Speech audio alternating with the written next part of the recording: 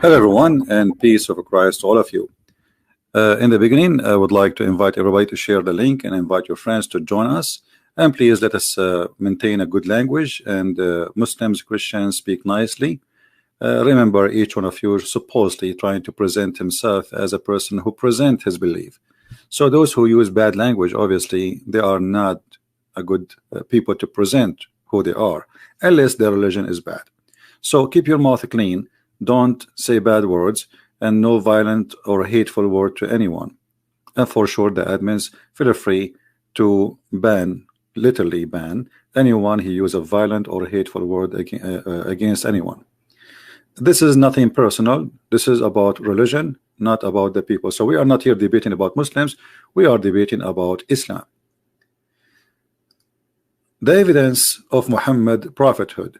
As you see, like the Muslim, they claim that Muhammad is the final prophet. But before we go and see if Muhammad is a final prophet or not, shouldn't we see if Muhammad first is a prophet or not? So the Muslims, they have 29 articles here. 29 articles.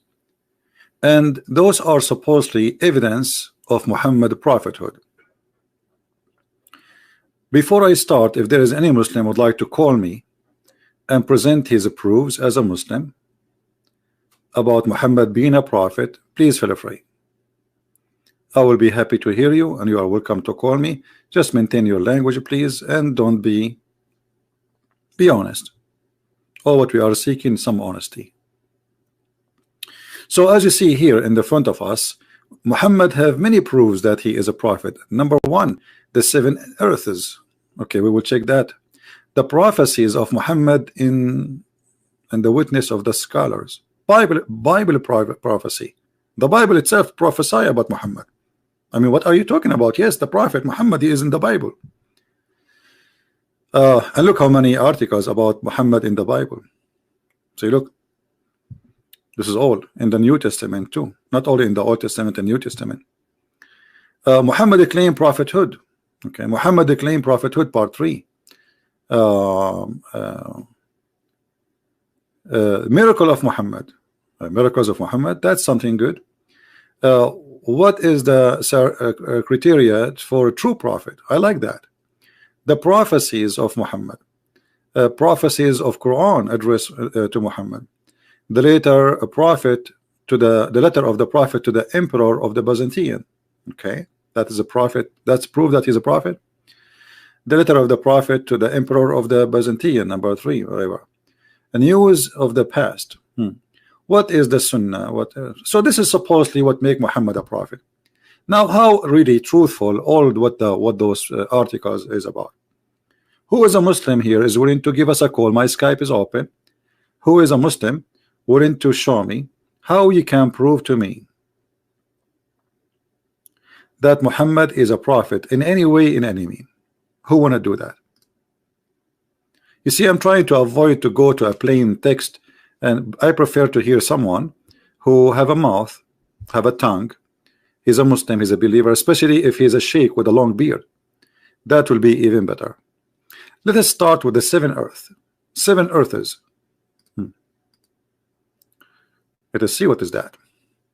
Description: 7 layers of the earth, which scientists have recently discovered was illuminated by the Prophet Muhammad. I mean, this is really amazing. The Prophet, he discovered that there is 7 layers of the earth. Are you sure? Are you sure that Muhammad, he spoke about the 7 layers of the earth? You see here, I will show you a great example about deception and deceiving and dishonesty.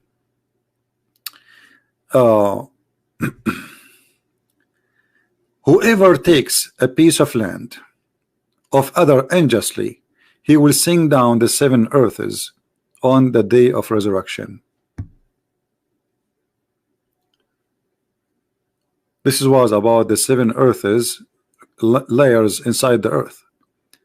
Did he say 7 earths or 7? Like, did he mean the same earth, or there are 7 earths?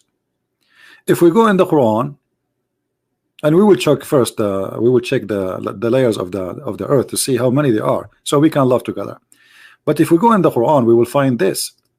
Muhammad, he mentioned in the Quran that there is 7 skies and there is 7 earths.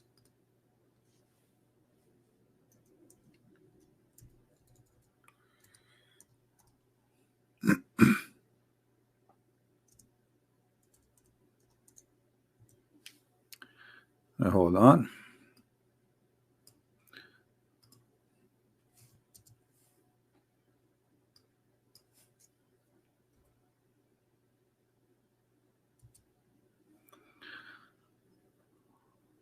In chapter 2, verse 29, it says that Allah, he created 7 heavens, 7 skies.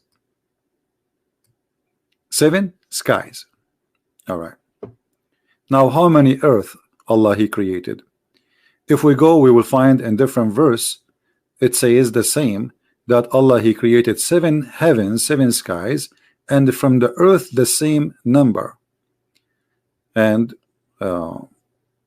that will be found in chapter 65, verse number 12.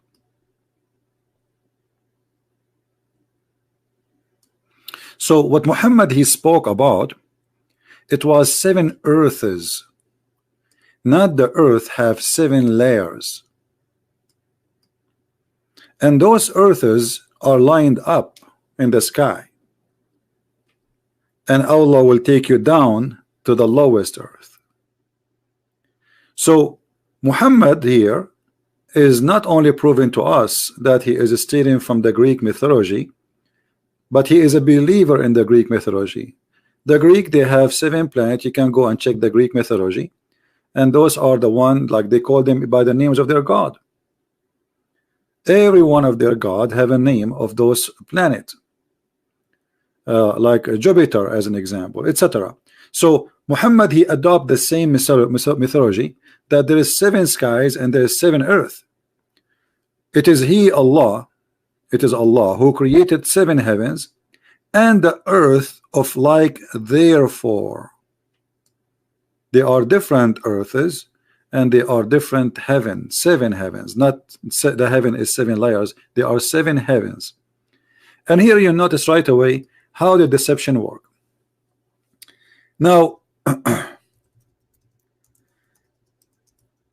if we go and search about the layers of the earth, when the Muslim they say that they discover 7 layers of the earth, right? And they are trying to make it like Muhammad he spoke about that when Muhammad was speaking about 7 different planets and 7 different skies, and those are the creation of Allah, which means this is the whole universe. The whole universe is 7 earths and 7 heavens. This is what Allah created. That's it. There's no more. Which means Muhammad he believed that the 7 planets which we see in the sky, they are all the creation of Allah. And you know, just to show you that this is not something we say, it is what the Muslim believe, we will go and see what the Muslim they say in their interpretation. Chapter 65, verse number 12. Let us go there. This is the Muslim website, as you see here. We don't do what the Muslims do, trying to explain our Bible up to them. No, we go and check what they themselves, their scholars, their tradition say about this verse, and whatever this the scholar says, then this is what it's meant. So God, it is He, it is who created 7 heavens, and the earth is the like therefore. That to say 7 earths. Do you see it? Do you see the deception?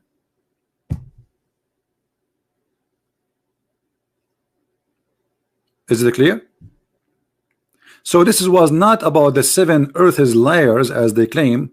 It was about 7 earths. Actually, even in their translation, it says that. Read carefully. 7 earths. Do you see it? So there is 7 earths. I mean that your translation is saying it there. 7 earths. There is 7 earths. There is no 7 layers of the earth. There is a 7, which means there is 7 earth. The layers of the earth is not 7 earth. Do you see here the deception, how they try to imply? And Muhammad is stuck with number 7, as you see. He heard the number 7 in the Bible. The Jews, they say number 7. Jesus says number 7. Muhammad, you have to copy the number 7.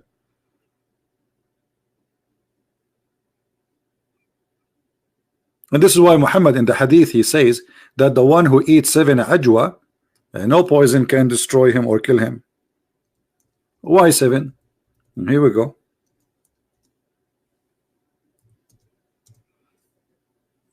The power of number 7.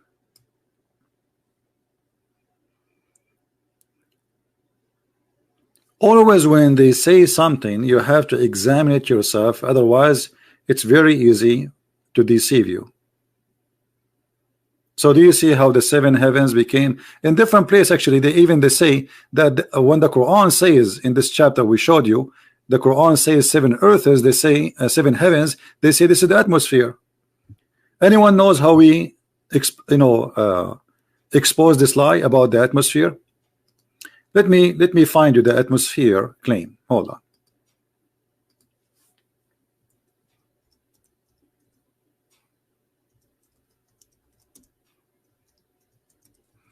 So we can read together. Miracle in the Quran. The atmosphere. Okay, what is the atmosphere? The Quran speak about the atmosphere. Yes, brother. Read carefully. Let me zoom more in the page. I hope this page will allow me. Yeah, that's good. All right. Here the Muslims are trying to teach you what is the atmosphere is. All right.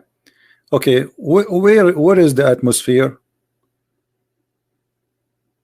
Oh, this is the atmosphere, not the layers of the atmosphere.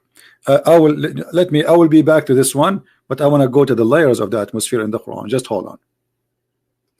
One by one.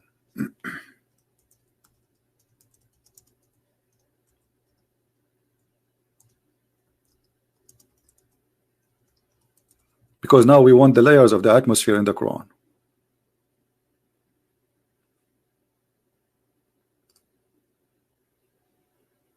Here we go.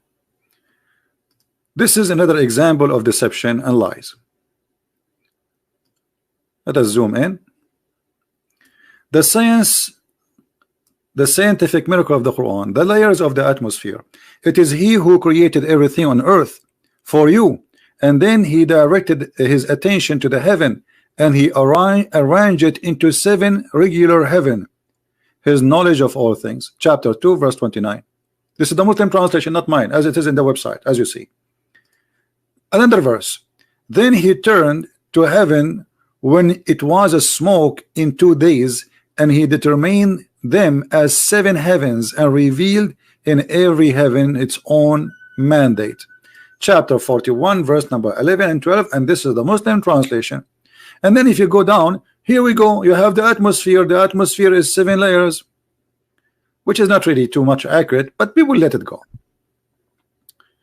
And even about the earth, by the way, it's not true, because every layer is divided to layers. They are not really what they are claiming, but we will go with this just to show you the deception. I'm not going to touch anything about the atmosphere. Let us assume that it is really 7 for both the earth and the earth layers and the atmosphere layers. He revealed in every heaven its own mandate, and then the Muslims explain to you that here we go, there are 7 layers in the atmosphere. How we can get them busted? Anyone remember? Anyone remember how we can get this busted so easy, so fast? Who remember? Anyone? How we can prove that this is always a lie? Thank you, Greenbird. See, Greenbird is listening carefully. The Quran says that Allah, He put the stars in the lowest heaven of those 7 heavens. Allah, He put the stars. You see, the Muslims who made those articles, they are playing the game, like the game play and work with those who they are ignorant. They do not know much about Islam. So you see this article, it says that like, wow, okay, but look what the Quran says.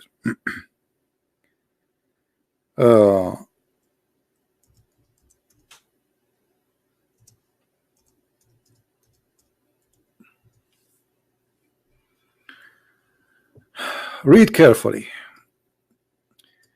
The same chapter they are quoting for us. Actually, they did not quote this one to hide it. This is a chapter 67, verse number 5. And indeed, we adorned the lowest heaven with lamps. So if Allah said that He made 7 heavens, and then we find that the stars are located in the 7 heavens, and it is in the lowest one. Now, what does that mean? That means they are lying to us, because there is no stars inside the atmosphere. So obviously the Quran is speaking about something totally different.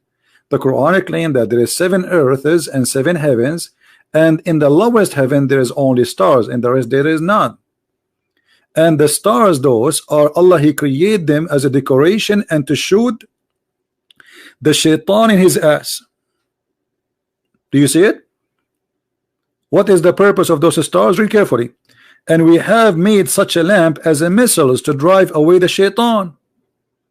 Why Allah saying to drive the shaitan away? Who remember? Let us see how many of you is doing his good homework.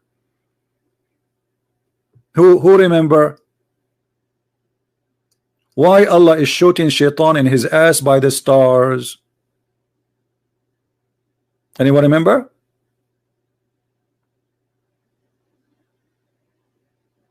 They are going to spy. Thank you. Here we go. See, we have smart people here. People, they are listening carefully and they are learning. Thank you. So the shaitan, according to the Quran, he tried to spy at Allah.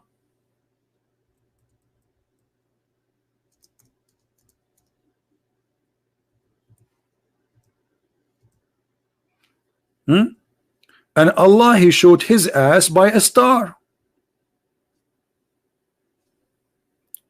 And now I will go back to the other article where they are saying that Allah, he made the atmosphere to protect the earth. You remember we opened the first article, we said this is not the one.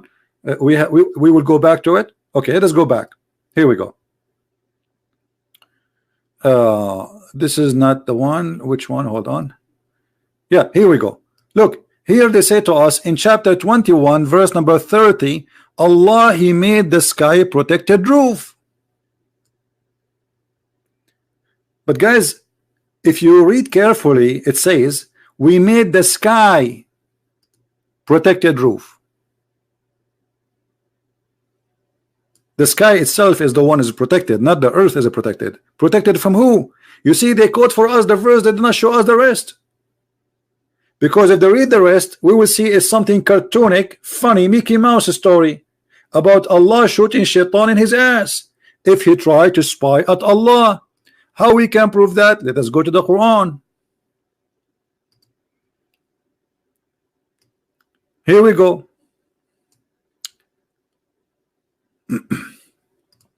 Indeed, we have put the biggest stars in the heaven, and we will beautify it for beholder, and we have guarded it. Which one? The lowest heaven. Do you see? This is the Muslim translation, not my translation. The near heaven, the one most close to us, from every outcast shaitan, except him, devil, that gains herein by stealing. He pursued by a clear flaming fire.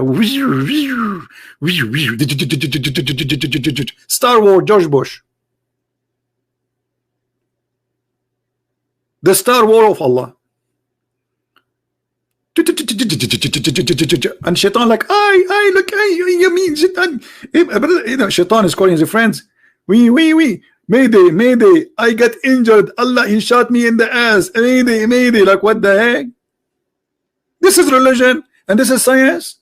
So they try to make it about atmosphere when the fact it's a cartoon. Shaitan, he tried to spy at Allah. Shaitan live in the earth. Shaitan, he go in the space. The second he go out, Allah showed him by a star.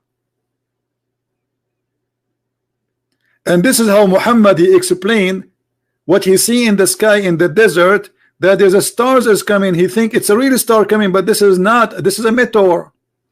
So Muhammad, he thought that those meteor is Allah shooting the ass of the devil. So do you see how they make their cartoon a science? Do you see how they fabricate and they flip the truth upside down? This is the science, and this is the proof that Muhammad is a prophet. And not only that, actually the verse after it says Allah, he made the earth as a flat. وَالْأَرْضُ مَدَدْنَاهَا وَأَلْقَيْنَا فِيهَا رَوَاسِي. What does that mean? Allah, he made the earth flat, and he placed in the top of it mountains. Like, hold on, the God of the Quran, he think that he made the earth flat, and not only that, he think that the mountains are special kind of stones Allah, he placed on the top of the earth.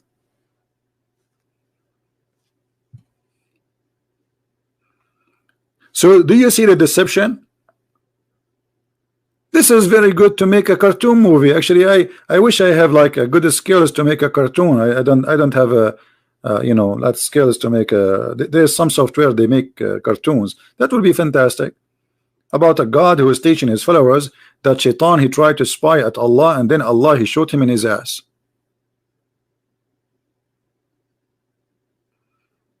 And actually, this is why I did not go right. I mean, I was thinking to go last weekend to the sky, but I said to myself, what about Allah? He shot me, you know, especially after waiting for more than a year saving money. I bought a new jeans. I don't want to burn that jeans. I wish I saved the old jeans, but it ripped off. So now I have to wait until this jeans is going to be damaged, and then I can risk it. So do you see how they fabricate science to make you believe that the Quran is a book of science and Muhammad must be a prophet? My friend, this is a cartoon.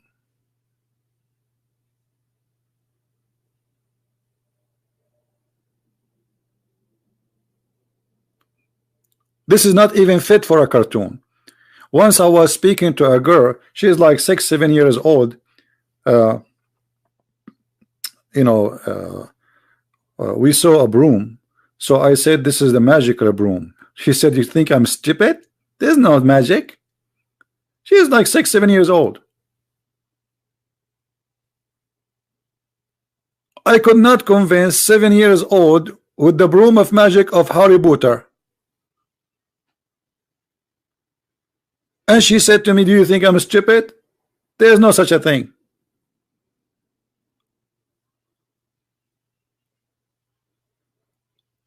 So you want to convince who that this is a prophet of God who speak about science? Who is a Muslim who truly believe in what we see in front of us, that Shaitan, he tried to steal information from Allah, and Allah, he shot his bum? Yeah, absolutely. Allah is holding the sky from holding us. Allah not only holding the sky from holding from failing us. The Quran claim what is holding the birds from falling on us? Who knows? What is holding the birds from falling on us? Anyone knows?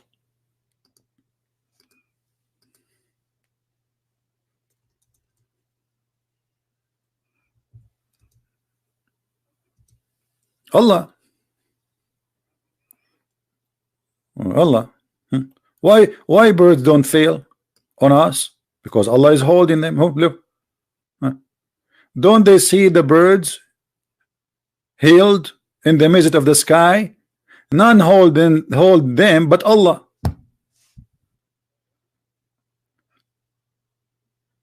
Do you see it? So question, who is the one is holding F-16 in the sky? Allah. Okay, F-35, Allah. The MiG, Allah. The Russian airplanes, Allah. Okay, Rafale, the French one, Allah. Who is the one is holding Boeing 777 in the sky? Allah. It's not the engine. Forget about the engine. There's no need for engine. It's Allah is holding it.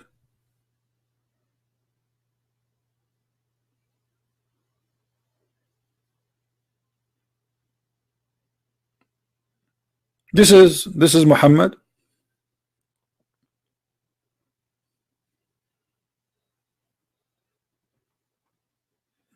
And the funny, the Muslim, when they translate, like here Allah says, and Allah is the one who brought you out from your mother's stomach. The Quran translated as womb, but the word in Arabic is button. How the word button became a womb? Button is either the stomach or the belly. So you notice here that they are trying their best to fool you. You see what is making this disgusting? There is no honesty. Deception is allowed. Not only allowed, it's encouraged. Because all what we saw until now, which is trying to prove to us that Muhammad is a prophet, is far away from what Muhammad said, from what Muhammad meant. And now look, like they start giving you numbers. The soiled inner core of the earth is 1.7%, blah blah blah blah. What would this have to do with the?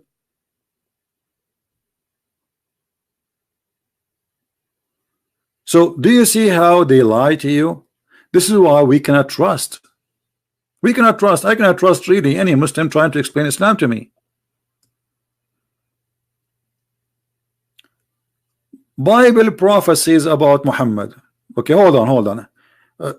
Bible prophecy about Muhammad. Where? Are you sure?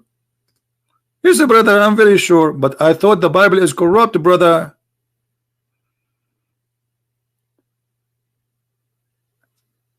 Look here. Long article. When it come to them,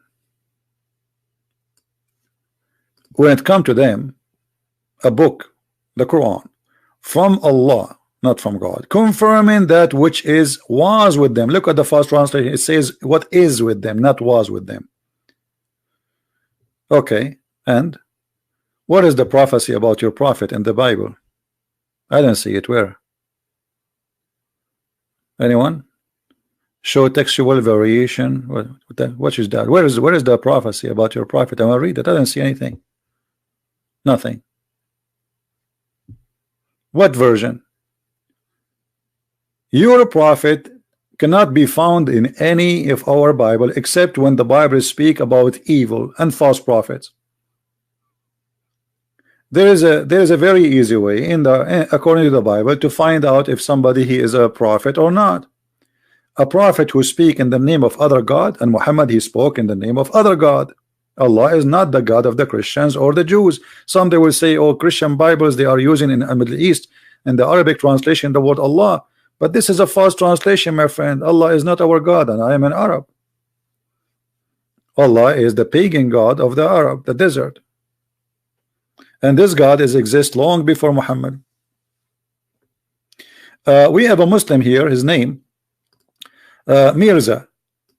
Mirza saying in Isaiah 42.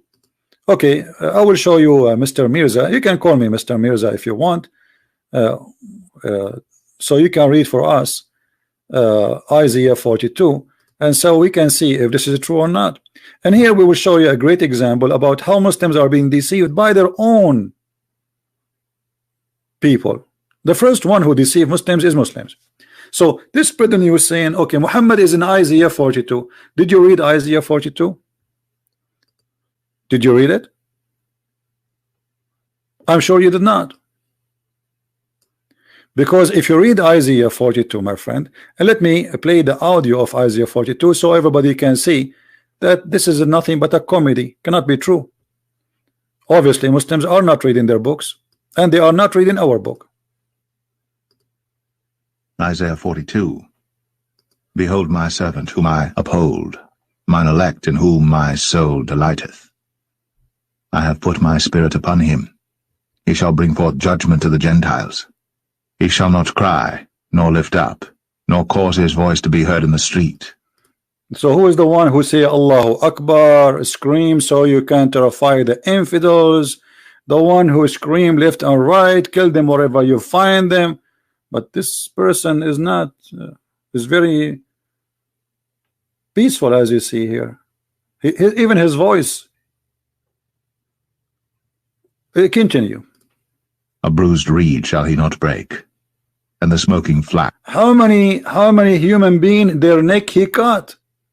How many human being Muhammad their neck he cut? How many hands? How many fingers? How many feet? How many women he raped? How many trees he burned? Let me show you. You see here, we don't like to talk before we continue.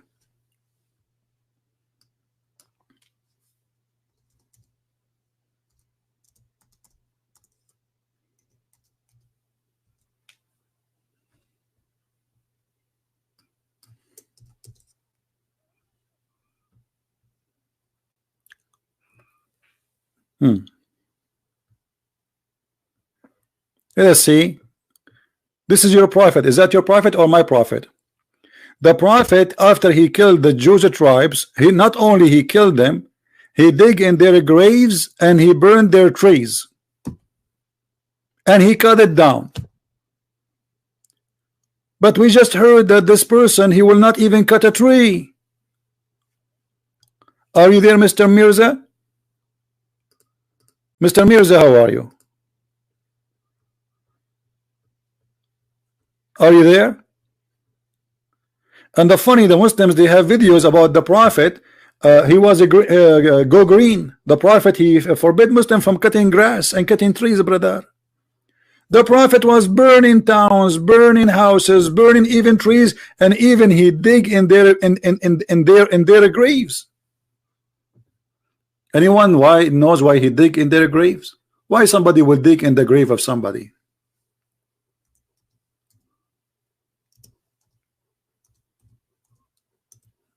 Anyone?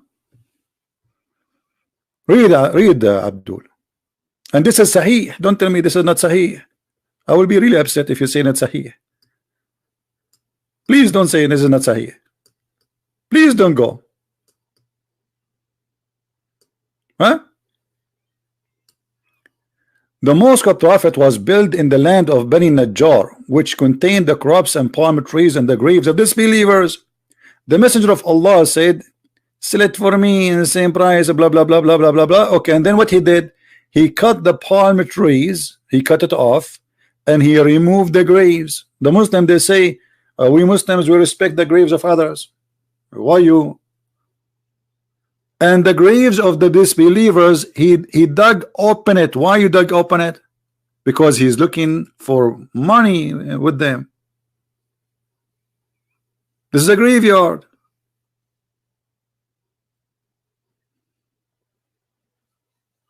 People, they bury with them their expensive stuff. The family members, they leave with them, like he have a golden knife, they leave it with him. This is his knife. They have, for sure, at that time there's no iPhone and watch, so they leave with him something expensive, something personal. But the Muslims, they just say to us that Muhammad is in Isaiah, but look what Isaiah is saying. So obviously Muhammad did not fit from the beginning.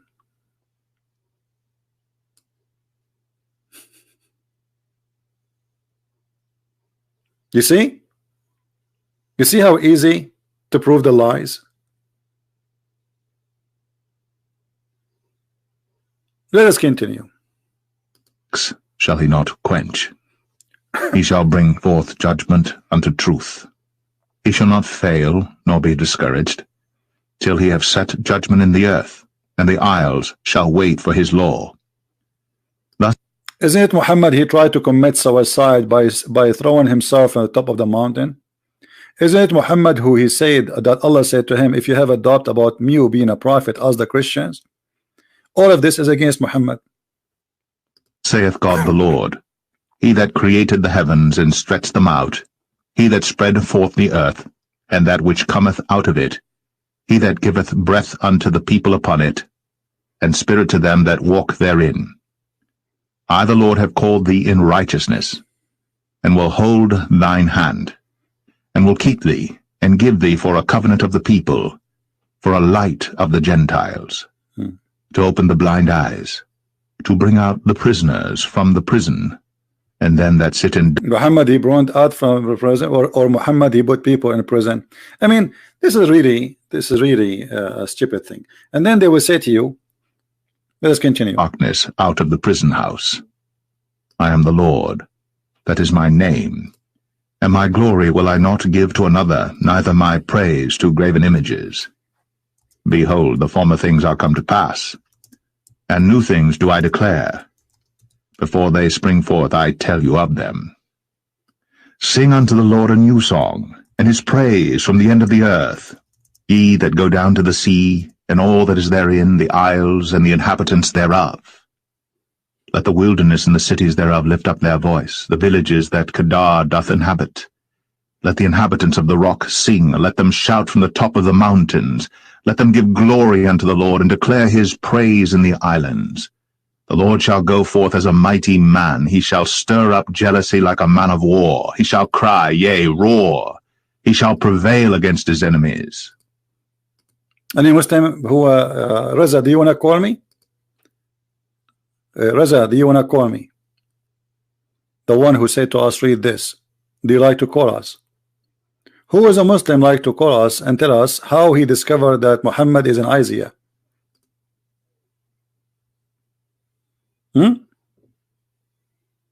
Anyone?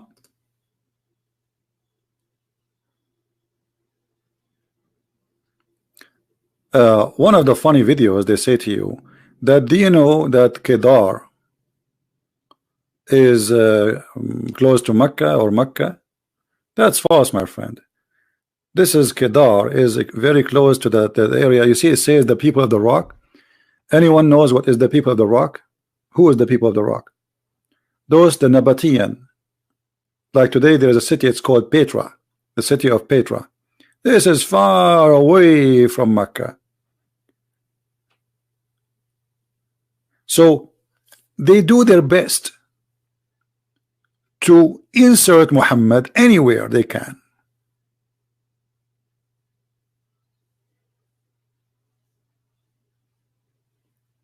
They are so desperate.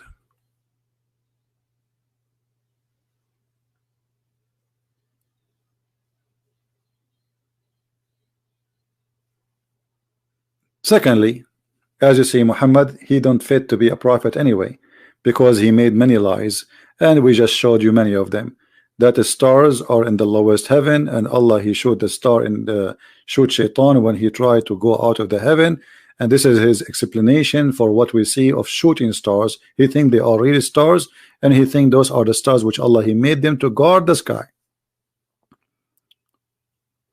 Any Muslim have anything to say?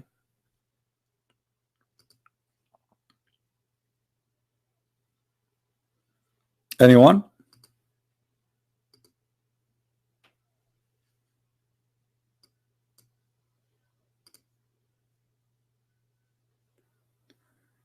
Can you put English translation? Translation for what? We have it in English in front of you.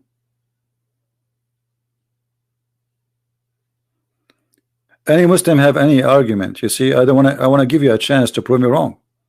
Any Muslim have something to say?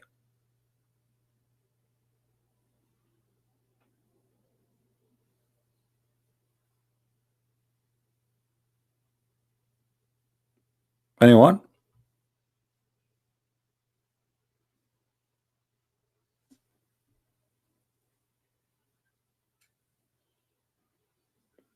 Where is the Muslims?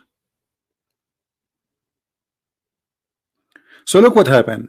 They could not prove their prophet to be a prophet from their books. They are trying to prove Muhammad is a prophet in our book. And how you know that this is Muhammad? How you know that this is Muhammad? Is that because he broke no branches? When we showed you that he not only he break branches, he break the necks of people. He's a criminal. He's a rapist.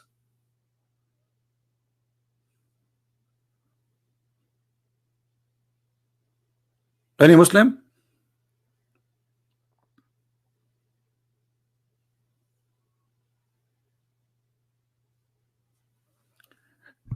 Mr. Justice, he is saying you are desperate to disapprove Islam.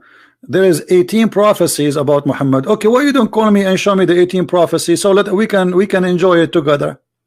Guys, do you think Mr. Justice, he is brave enough to call us and show us the 18 prophecies about your prophet?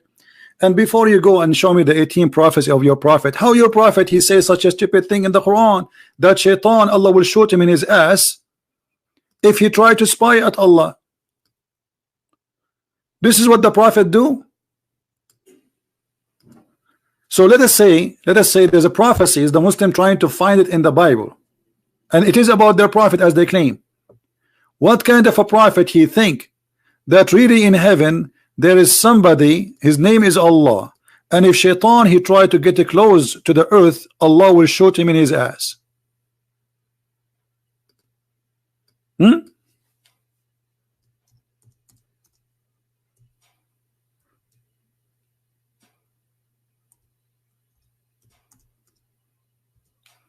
Any Muslim?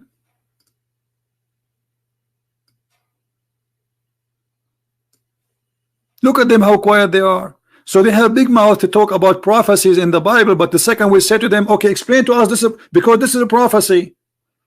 This is a prophecy. Muhammad prophesying about something no one knows about, how the sky is functioning. What is the duty of the stars? Why God he created them supposedly? So you're a prophet is a prophet. Okay, how a prophet who Allah told him that he says such a stupid thing?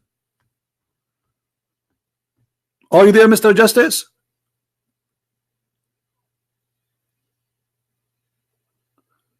And what kind of shaitan Allah is going to shoot him? The shaitan who steal information from Allah. Well, how shaitan can spy at Allah?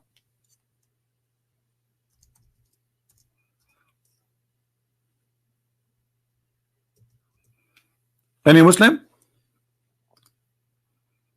This is religion and this is God.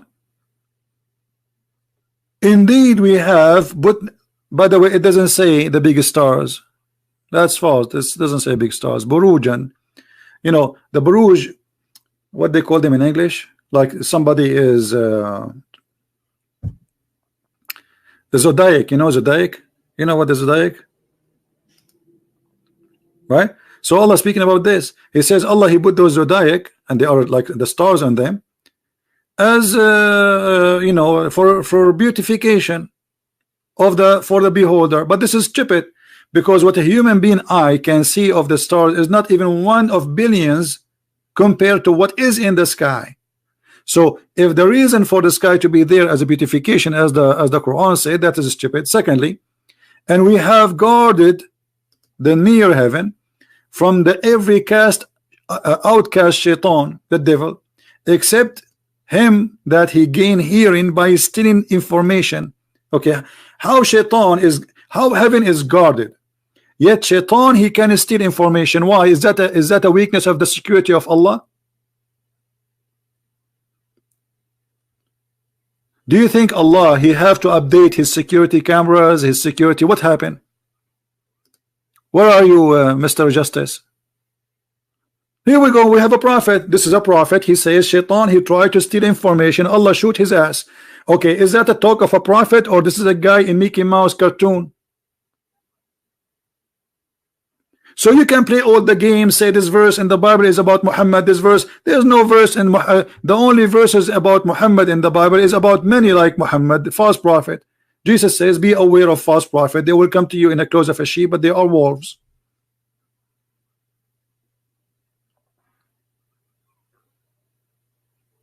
Where are you, Mr. Justice? Are you there? A prophet who gives false prophecy is a false prophet. This is a false prophecy. Who here from the Muslims agree that Allah he shoots shaitan, and this is what the stars we see in the sky for? Who is a Muslim agree with this? Who is a brave Muslim? He say I agree. Malik Hassan Ahsan Ali, how are you, Mr. Malik? What Malik, what do you want? Chapter 16 7 to 8 17 18, what is that?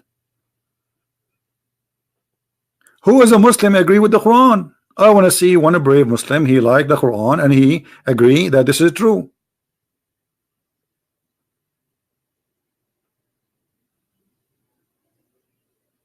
Anyone? So none of you agree?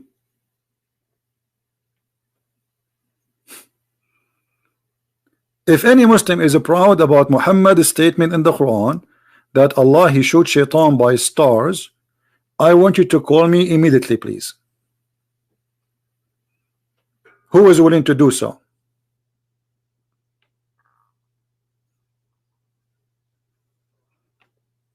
Anyone? And look, all the Muslims, they are now quiet. So what happened to Muhammad in the Bible? So the Muhammad, the one in the Bible, he says this.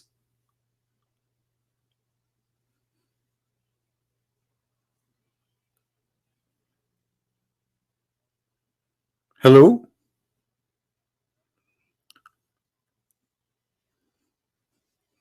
Hello? Guys, I want to tell you a story, but this is between us. But please don't tell anyone. You see, like I have a special connection with Shaitan because the Muslims, they say that Christian Prince, he is supported by Shaitan. So Shaitan informed me, brother, a Muslim record this, that last time he tried to spy at Allah. So he got like 50% of his hard drive. And he got the pictures of the 3 daughters of Allah. And in his way, Allah showed his ass. And the friend, the brother Shaitan, he went to the special hospital because he was really burned badly. But thanks to Allah, he survived because looked like the Allah weapon is not really working good. When Shaitan he steal information, do Allah kill him or just burn his ass? Well, he stole the information already. So what kind of security he have?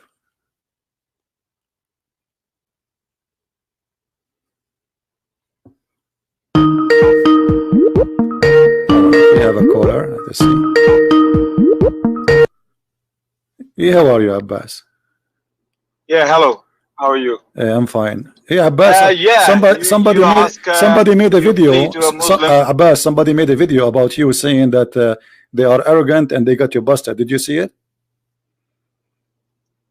No, I didn't. Yeah, because they have you there saying that, and it's recorded. So you better watch it and laugh. Anyway, what do you want to say, Abbas? Yeah, well, I'm proud of Muhammad Sallallahu statement. Every single statement of his, I'm proud. Okay, do you agree? Do you about agree? The stars. The one you asking a question about this shooting star and Satan is Satans are afraid of that. First of all, let me correct you. It's not a prophecy. It's just a fact he's saying. It's not a prophecy. It's not that he's saying it's going to happen in the future. Okay. He just say that happens. No, but this is this is prophecy. So get it right. Let me tell you right. It's not a prophecy. Hold on. If somebody tell me something nobody knows except somebody else, that's a prophecy. Don't agree? No, it's not prophecy. It's just a fact. No. Nobody knows that fact, but somebody's telling you. Thank you. So prophecy right is not necessarily is about something will happen. The prophecy is about something unknown to a human being, except by God telling a prophet what it is. So this is a prophecy about what does happen in the sky. Now, let me ask you now. You are saying that Allah he shoot Shaitan by a star. How you say you are proud about that? First of all, you're wrong again. Prophecy is something which happened in the future, and you're telling people that's going to happen. Prophecy is not what happened in the past and what's happening right now. That's not prophecy. That's just a fact which people don't know. So get your facts right. So this is not. So is it okay? Really poor. Prophecy, according to Abbas, is a fact. It's not a fact nobody knows. So this is what we call it. What we call it now? No. I say prophecy is something which is going to happen in future. Okay, no problem. And somebody's telling in advance. Okay, so get your facts right. Okay, let me ask you. If it's so wrong, did Shaitan already? Did Shaitan already? If it's wrong, hold on. Did Shaitan already try to spy, or this is in the future? Shaitan is doing it all the time. Shaitan is doing it from the time immemorial. Okay, so how come Shaitan is doing it all the time and Shaitan don't die? No, what is saying that the shooting stars have to scare them. So Satan scare them. Okay, devil, hold on. First of all, where is the shooting stars? Where is the shooting stars? Where it says shooting stars? They are in the space, of course. The shooting stars are here. It says stars, not shooting stars. Shooting stars are meteor. Shooting stars are meteors. Right. But this is not meteor, those are stars. Shooting stars are not meteor. So what they What are? are you talking about? So what they are? No, shooting stars, they are just stars. They just go around in the galaxy in a very high speed. Okay, no. We are talking about. Let me make it clear for you. Maybe you are confused. Muhammad is talking. Muhammad is talking about shaitan. Shaitan, he live in the earth. So Muhammad, he sees something in the sky falling down, and that for him is a shooting star. This is what? No. The Satan and those okay, spirits. Let me. They can travel. You know, Abbas, you force me always. They can travel out in the space. Okay. And now you have. So you what have it is? So what it is? Is it a star or not? Are you going to let me speak or not? Is it a star or not? You are like a kid, you know. Well, you don't let us see who's the kid. Is it a star or not? What? Well, yeah, it is a star, yeah. Okay. And shooting star. So, but Shaitan, he live inside the earth. How Allah he shoot Shaitan, who live inside the zone of the earth? He cannot leave the zone of the earth. How he shoot him without destroying the earth? It's a star. Do you know how big the star? Okay, hang on a minute. You say Shaitan live in the earth, yeah? Yes. What is the address? Give me his address. Well, don't you Muslims, you go through 7 stones to the house of Shaitan in the Kaaba? Give me his address. Now Christopher is going to give us address. Listen. You see, here we go. Abbas is playing as a kid. Give me the address. You're being silly. You give me the address because it's your Muhammad. It's your Muhammad. Hold on. Let me put the picture of the house of Shaitan next to the Kaaba in Islam. This is not in my religion. In your religion, Shaitan is living in Mecca. Is that true or not? Oh, I see. Like your God live in the answer. Don't answer. Don't play games. Do you Muslims throw 7 rocks at the house of Shaitan in Mecca? Yes or no? That's just a monument. It's just for the remembrance what Abraham did. What Abraham did? So there is no Shaitan. Satan is everywhere. He can be everywhere. Okay, hold on. Hold on. So you are saying to me that Abraham he throw rocks at the Shaitan there? That time Satan appeared to him. In that place. Okay, let us say Shaitan he appeared to him in that place. Why you Muslims? Why he appear in the same city of Allah, the city of Allah, in the holy city? What Satan is not bound not to. You know, even in the Kaaba, in the middle of the Kaaba, people still there are signs there that be careful of thieves. Okay, listen. Let us go to your request. Let us go to your request. You are the one who says to me, Shaitan is in the earth. Give me his address. You said to me, give me his address. Let me ask you, is Shaitan is in the earth or not? Satan can be everywhere. Okay, can he be out of the earth? Can he be out of the earth? Absolutely, yeah, he can be out of the space as well. Remember, because this guy, he will say later, he will say, I did not say that. He just said, yes, he can be out of the earth. Absolutely. Do you mean he can be out in the space? Yes or no? And out of the earth, out of the zone of the earth? Yes or no?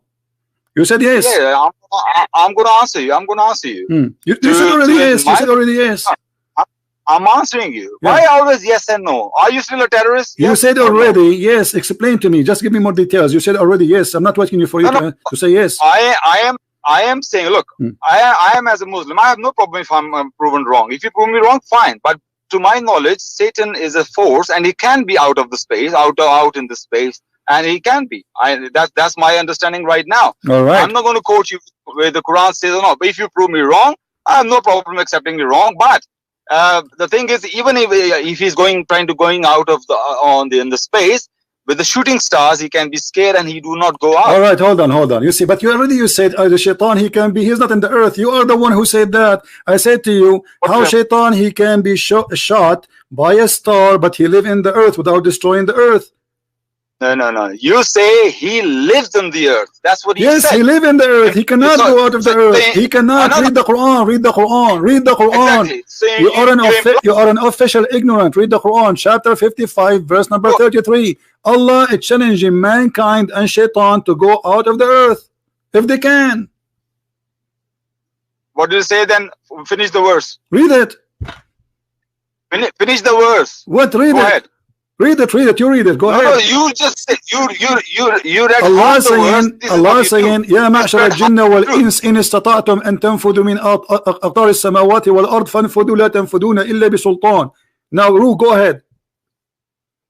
No. Read the whole verse in English so everybody can understand. Finish the verse. It's your problem. You don't know English. So why you don't read? Why you don't read it for us so we can laugh? Okay, I can tell you. This verse is, I'm telling you by my memory, yeah? It says, without the permission of Allah. They cannot go out without the permission of Allah. And you know what? So you know that.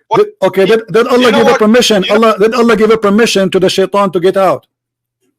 Let me explain. You know what you just did? By the will of Allah subhanahu wa ta'ala, Allahu Akbar Kabira. What you just did, you have read the verse which actually has a prophecy.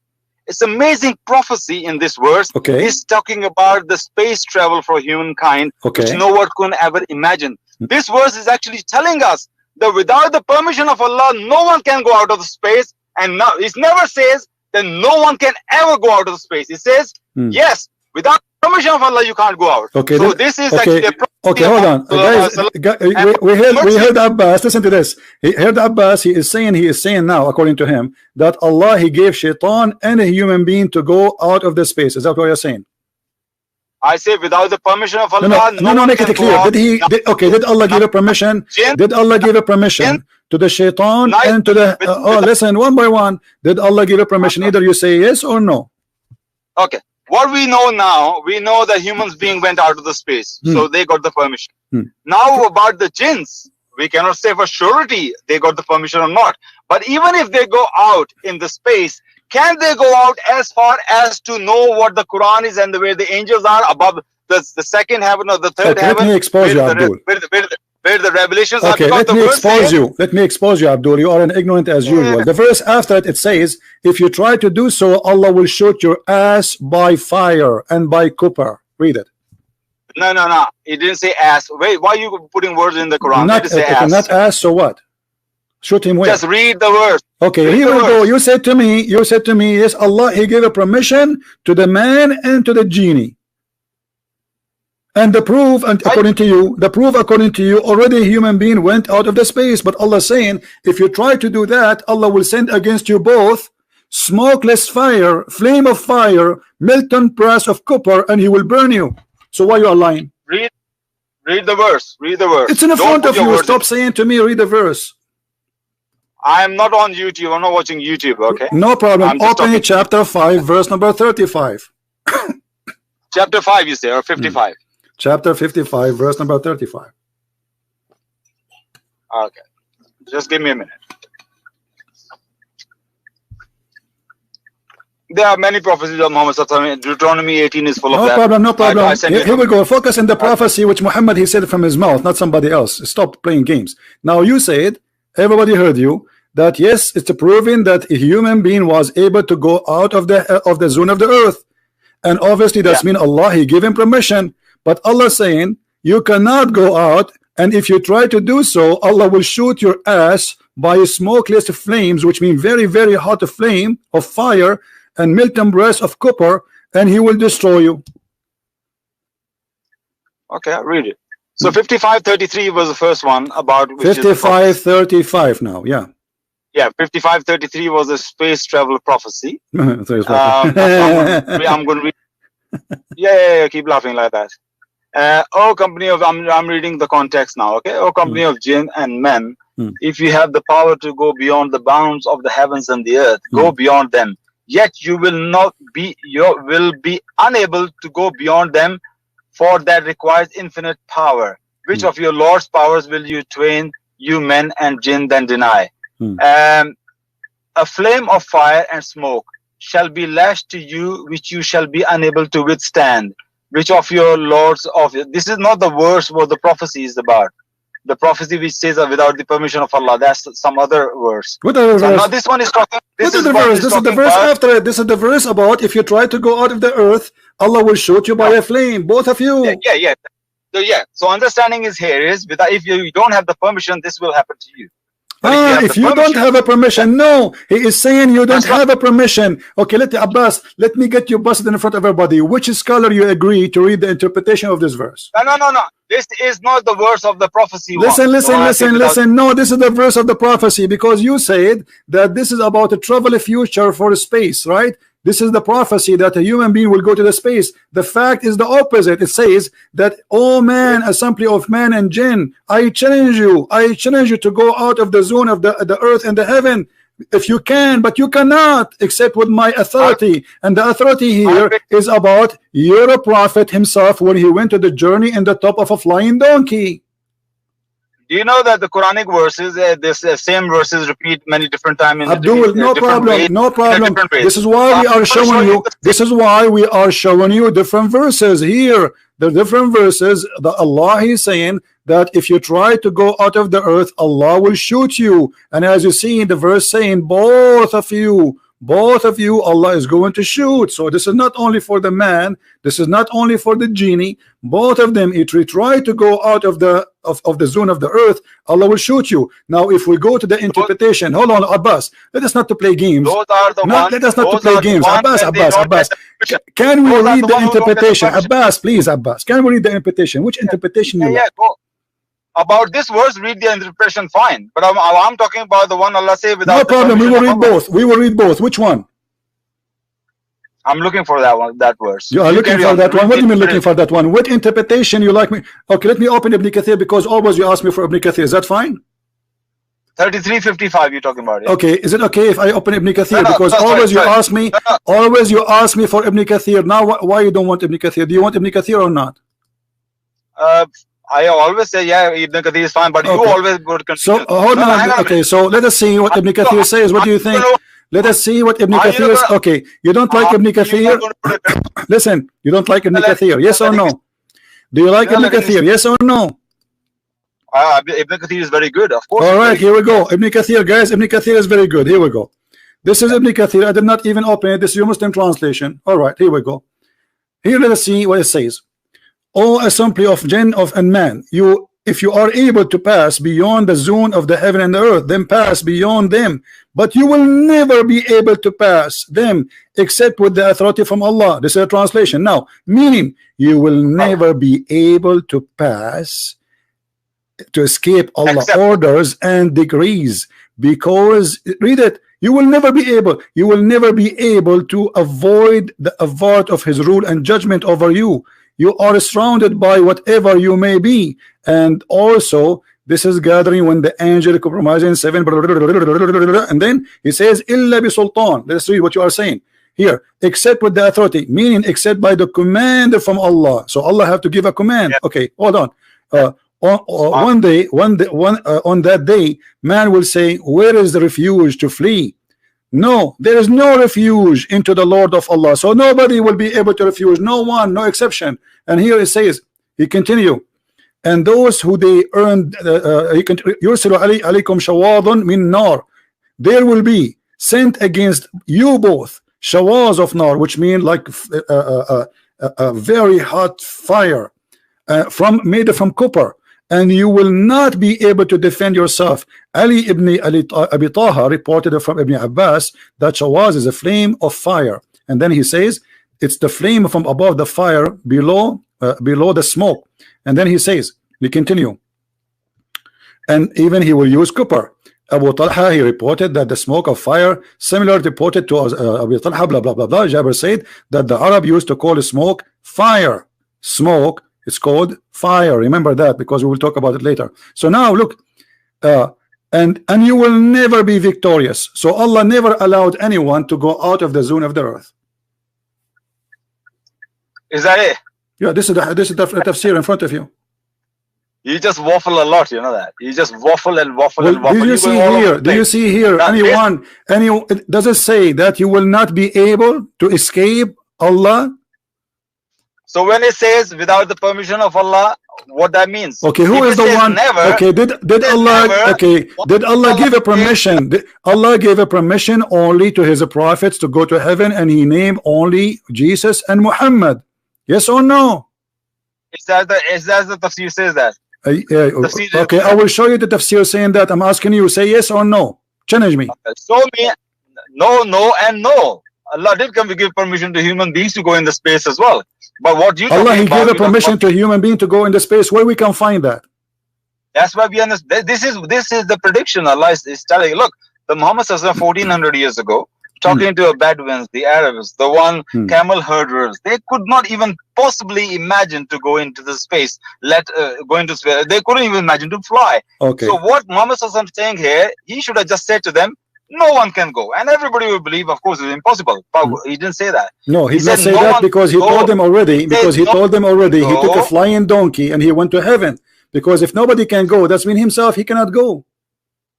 No one can go without the permission of Allah. All right, no problem. Who is the one who get the permission of Allah? If there is anyone beside Muhammad and Isa, if there is anyone beside Allah and Isa, not according to the Quran and Hadith, but since Allah prophesied this, give prophecy, we know that people are traveling in the space. Okay, okay. You know what? Let us go one by one. Let's go one by one. So hold on. Okay. Listen. When Allah he says, human being and genie, you cannot go out of the zone of the earth without my permission. Isn't it Allah? Isn't it Allah? Hold on. Isn't it Allah who orders shaitan and genie to go down to earth, and he says to them, "Do you stay there forever?" Look, we still stay here. Humans are still staying here, but we travel in the space. We travel in the space. So Allah, that's mean Allah. Okay, hold on. Okay. Hold on. When Allah he said to Shaitan and to Adam, get down. Yeah. Get down where? That's you going some different topic now. I can no. I'm not getting different topic. He told them get down. Get down where?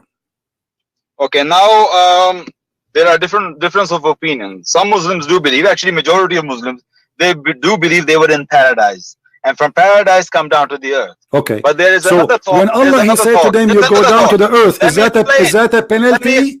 Is that a penalty or reward? So there is no other earth. Okay, Allah said to them, get down. Did he say to them another place in the Quran, get up? I haven't finished. I am of the opinion which is the other opinion. Don't tell me other opinion. Tell me your opinion, my friend. You are the scholar here. You are the big scholar. No. Tell me your opinion. Don't play the game of different opinion. This is what the Muslims they do. They start to confuse you. There's many different opinion. There is many opinion. Tell me the opinion which is convincing for you. Don't tell me different opinion. Allah he told Adam and Shaitan and Eve to get down. Did Allah ever say to them get up? So this was a penalty. If you let me answer, can I answer? Okay. You just so desperate to win, isn't it? We are winning always. People are laughing. People are dying at you laughing. You are saying that Allah, when He challenged people to go out of the zone of the earth, this is a prophecy about a space trip. When the fact He's saying the opposite. And if they try to go, Allah will shoot their ass, both of them. The verse after it says right away in the front of your eyes that it says both of you. If you try to go out of the zone of the earth, Allah will shoot you. Does it say both or it say one? Okay. I follow the opinion that it was not paradise where they came down from. They were still they're already on the earth, but they were up in the gardens. Okay, hold on, guys. Did this guy he said that the heaven of Allah was in the earth? That place where they were gardens, where they were, because paradise not necessarily mean heaven. Okay, paradise could be the place of beauty. Place, a very nice place, high garden. So I am of the opinion they were on the earth at that time when Allah said get down from here. Which scholar agree with this? Which scholar agree with me? Well, I think if I'm not wrong, I think Maududi has this kind of explanation. Maududi. Who's Maududi? Maududi is a scholar. No. Maududi is a scholar. Don't quote me on that. Maududi is a scholar. Maududi is a scholar. Maududi has a very good student called Listen, Abdul, listen. Let me ask you. If I show you your prophet saying the opposite, that heaven was in heaven and it's not in the earth, are you going to follow Maududi or you follow your prophet? I follow my prophet, of course. Okay, so how come you quote for me the Maududi? Are you saying to me you are an ignorant idiot? That's why I give you two. No, are you saying to me you are an ignorant idiot? You heard about Maududi. You heard about Maududi, what he explained this verse, but you did not hear about your prophet? That particular hadith probably I don't know, but anyway. No, I'm not asking you about the particular hadith because you are reading the interpretation, right? So the interpretation of Maududi is based on what? He was with the prophet, he knew what the Quran is saying, without what?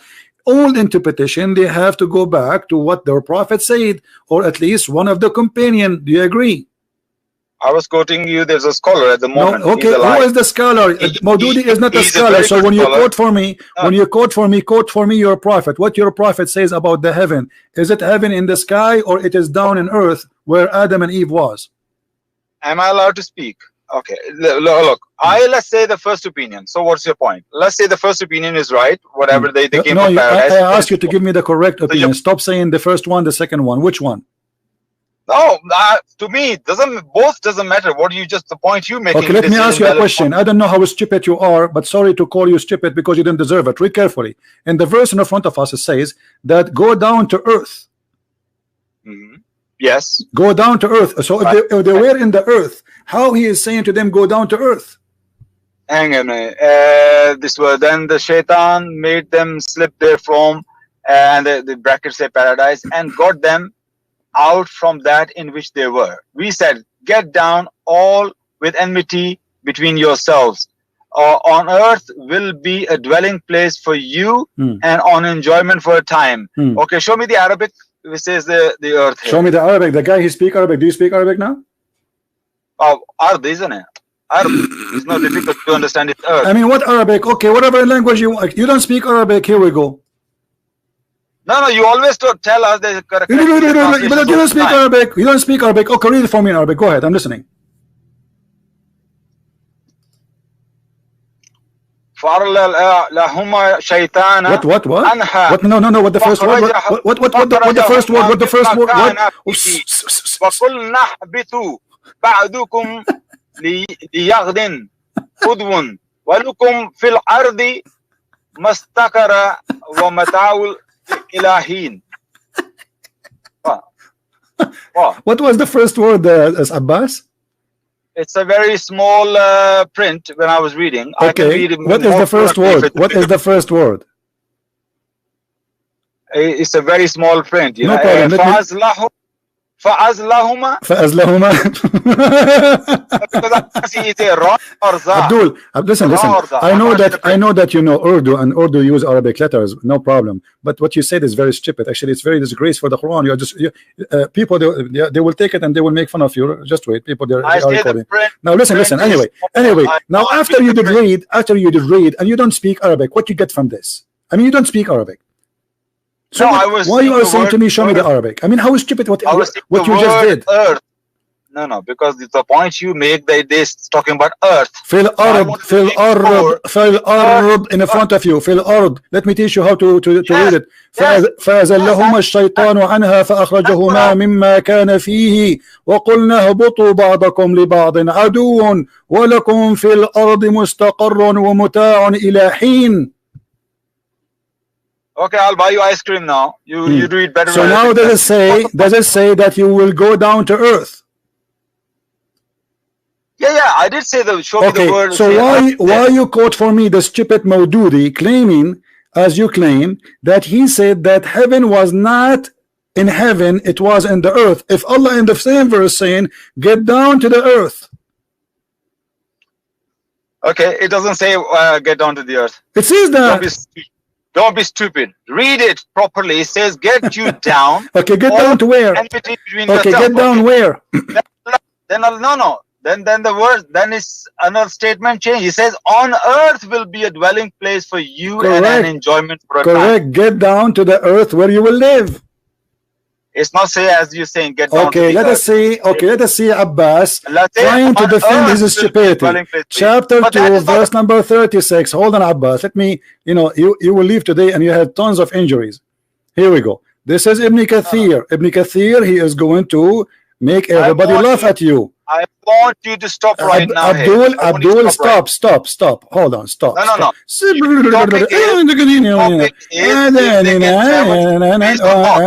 Okay, hold on. Topic is not if they were in paradise or not. All right, here we go. That is not the topic. You're changing the topic right now. No, I'm not changing the topic. I'm not changing the topic. Allah he sent. You see, I'm getting you busted. Allah he sent Adam and Eve and Shaitan to live until judgment day on earth. So how they will get out? Okay, that's the question now. Look, We humans are still traveling in space, but we're living on Earth.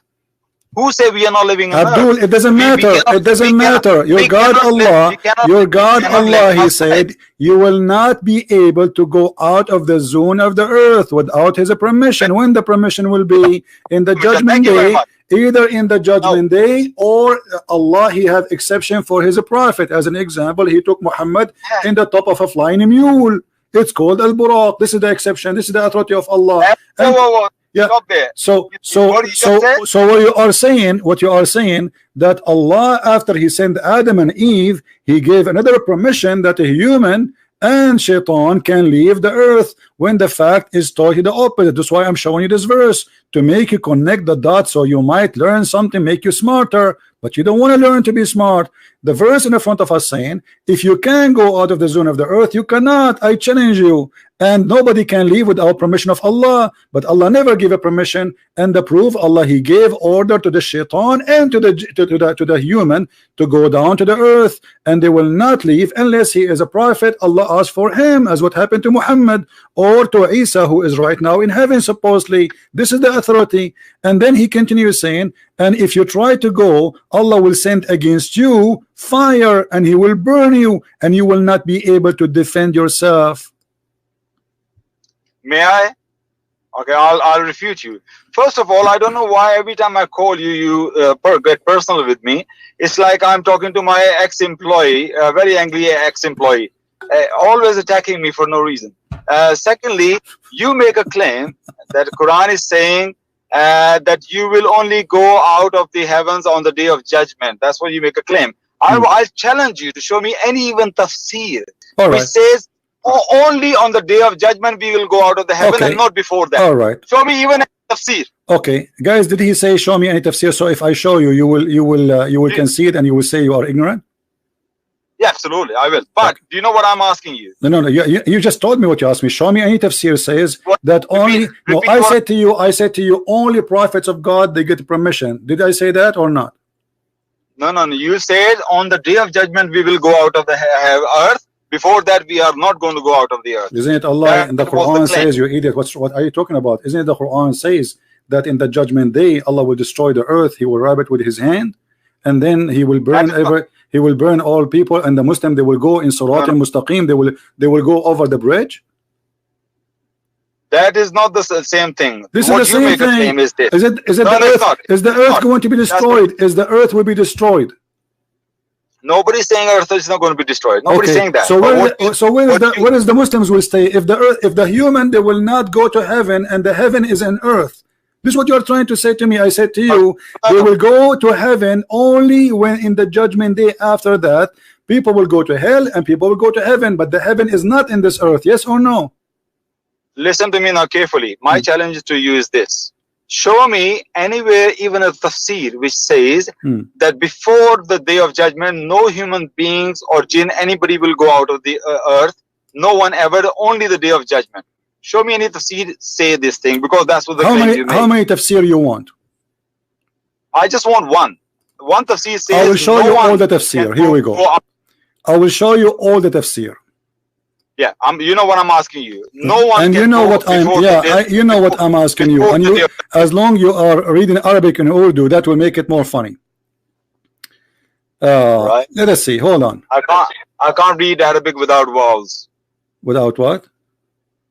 Without vowels. Dhamma, kasra, fatha. I can't read without that. Okay, read with me. This is Tafsir al-Tabari. إذا كان يوم القيامة أمر الله السماء الدنيا فتشققت بأهلها ونزل من فيها من الملائكة فأحاطوا بالأرض. Actually, I will use Google translation. Hold on. So you don't say I don't know how to read. That is about. This is for the same verse we are reading. This is the same verse we are reading together about. You know, you, genie, and mankind. You cannot leave the zone of the earth. All right. Here we go. This is a website, have all the tafsir, many tafsir in one page. That's why I choose it actually. This is Ibn Kathir in the top. I will choose translate into English. All right, here we go. Yeah, 5533, yeah? Yes. Okay, now. Is it okay? All right. Yeah. Read with me. This is mean. uh, and the heaven and the earth, well, the translation is not accurate. Okay, and then you say, except by the power of your Lord, and it said in the interpretation. Okay, all right, okay. So then they said the meaning of this word will empty you, or graffiti, or you say to them paradise and paradise, man of you. I mean, the translation is really horrible, but let me see if we can get something out of it. Okay, in the day of resurrection, God, the heaven will open, and the people of the heaven, they will come down. Those are the angels, and they will surround the land, and and then let me open the Arabic, because this is really messed up translation, so I can translate beside the stupid Google translation. Or he doesn't translate as you want it. No, it's the translation. Actually, it says, but it says fourth man. Doesn't say that. It says the hello, the day, the earth. Can you hear me? Yeah, I hear you. It says that the angels, they will surround the earth, and they will surround her from it from all direction. The first, the second, the third, the fourth, and the fifth, and the sixth, and the seventh. Those are coming from the seven skies, and they are going to shoot. The angels, they are going to shoot. All right, here we go. And then they will surround all the side of the earth. And read carefully. And then they will say that he's quoting from the Quran. I fear that you day, you summoning day, stupid translation. The day the day you are going to turn your ass, which means you are trying to run, but you cannot run. Okay, and then he says, and then he quote again, O jinn and mankind, and this is the verse we read already. Translation of Google is not accurate, that you cannot leave the zone of the earth, and if you try, that is going to be Allah will shoot you. And then he says,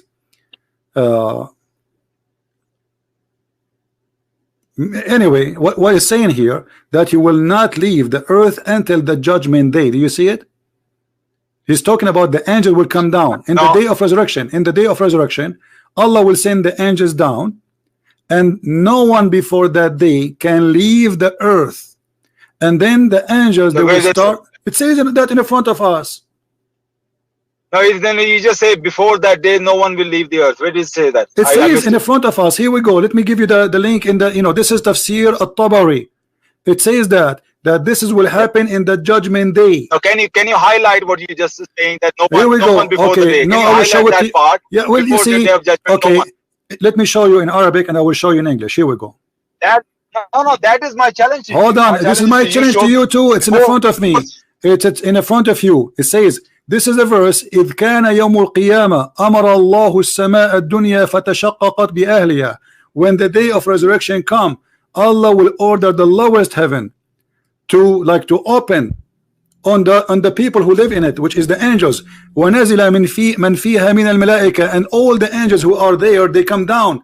فَأَحَاطُوا بِالْأَرْضِ, and they will surround the earth from عَلَيْهَا بِالثَّانِيَةِ وَالثَّالِثَةِ وَالرَّابِعَةِ. So they are going to surround the earth from all direction number 1, direction number 2, etc.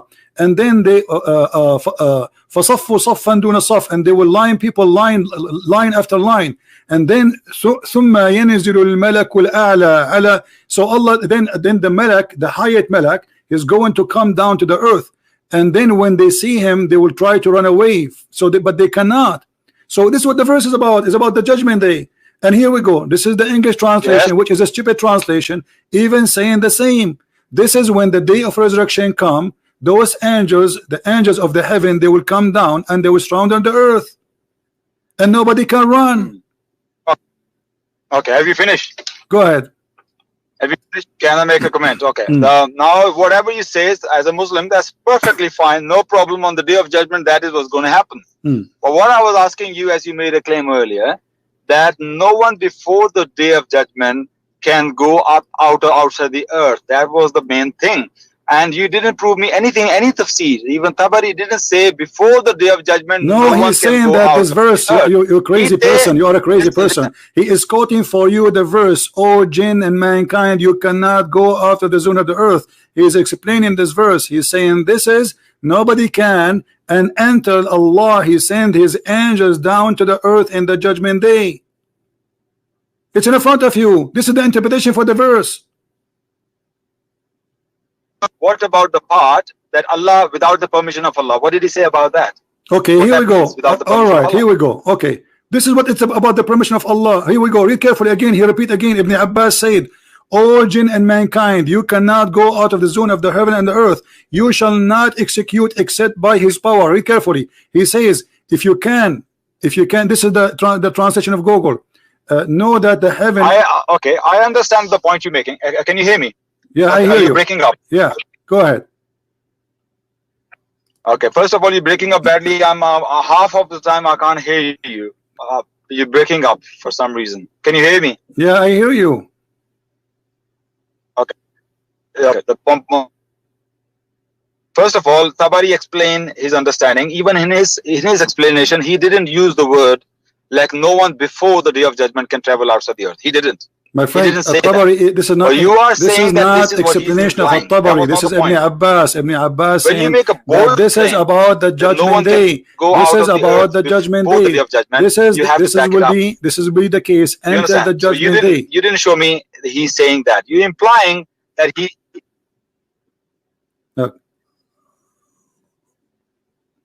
Hello.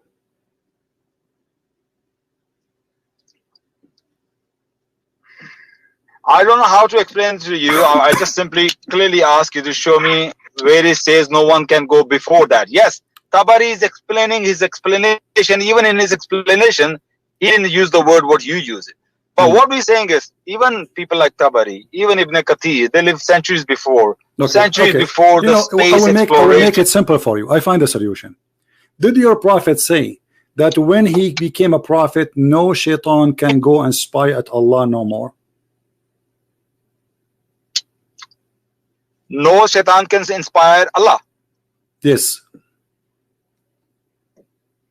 Did he say after he became a prophet, Allah, he closed the doors of the heavens for shaitan? Allah, he closed the doors of the heaven for shaitan. I haven't read that hadith, to be honest. Neither I heard from any scholar. When the verse in the Quran, it says that those shaitan who try to spy at Allah, what is the explanation for this verse? It says, and we have guarded the near heaven from every outcast shaitan, except him, the devil, who gained hearing by stealing, he pursued by a flaming fire. You said, which verse? You said, okay, you said, hold on. You said that shaitan, it's possible that he is out in the space, correct? Yes, okay, absolutely, yes. But Allah saying that if shaitan, he tried to go out of the space to spy at him, he is going to shoot him. Do you agree with that?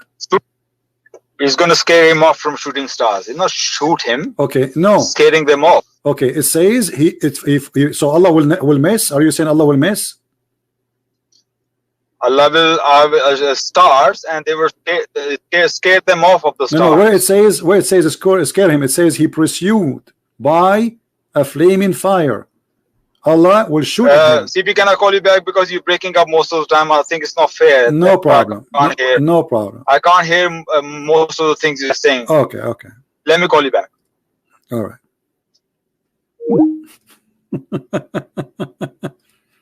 I have a surprise for him. Just wait. You know, always you have to make them so excited, because the more excited they are, the more they will make Islam stupid.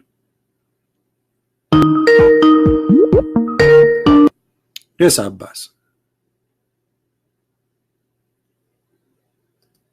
Do you hear me? Hello? Yes, Abbas, go ahead. Can you hear me? Yeah, I hear you. What do you want to say? Go ahead. Hello? Hello? Hello? CB, I hear you, man. Come on, you hear me. I'm sure you hear me. Can you hear me clear, yeah? Hey, come on, I hear you and you hear me. Okay. And so, all right. Yeah. Okay.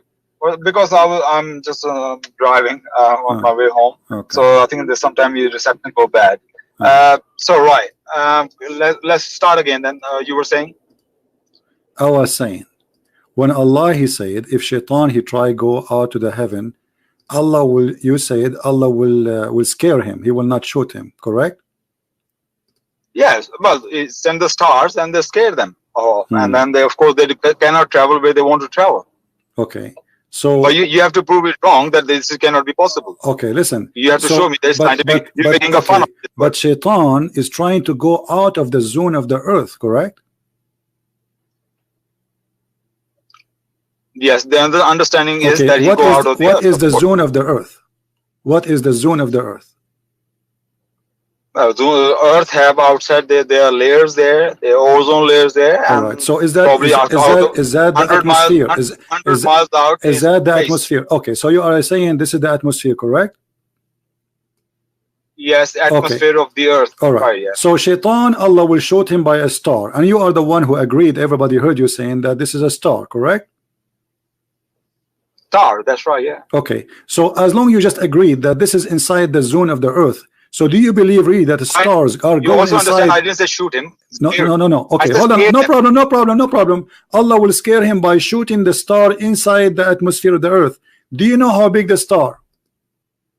Did I say inside the earth? Why are you putting words in my mouth? You said the atmosphere. You said the atmosphere. The atmosphere is in the earth already. You know the star. Do you know how big the star? Satan is in the atmosphere. Listen. Shaitan is in the atmosphere, no problem. No, Allah, he showed us. Allah, he pursue the Shaitan. And you can be scared from the thousands of miles away from the wherever you stars. Why can't you be scared? Okay, hold on. Why can't you stay? Why are you laughing? So Shaitan, so Allah is scaring Shaitan by seeing a star miles away. I mean, millions of years away. What are you talking about? Hello? You are the one who said that Allah will shoot at him to push him away, correct?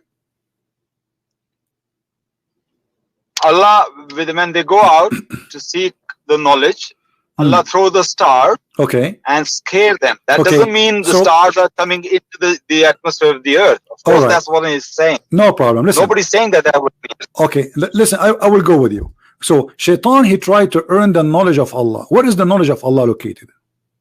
Well, whatever the knowledge they want to bring to people. Hold on. You are the one who said, everybody heard you, that Shaitan is still in the atmosphere, correct?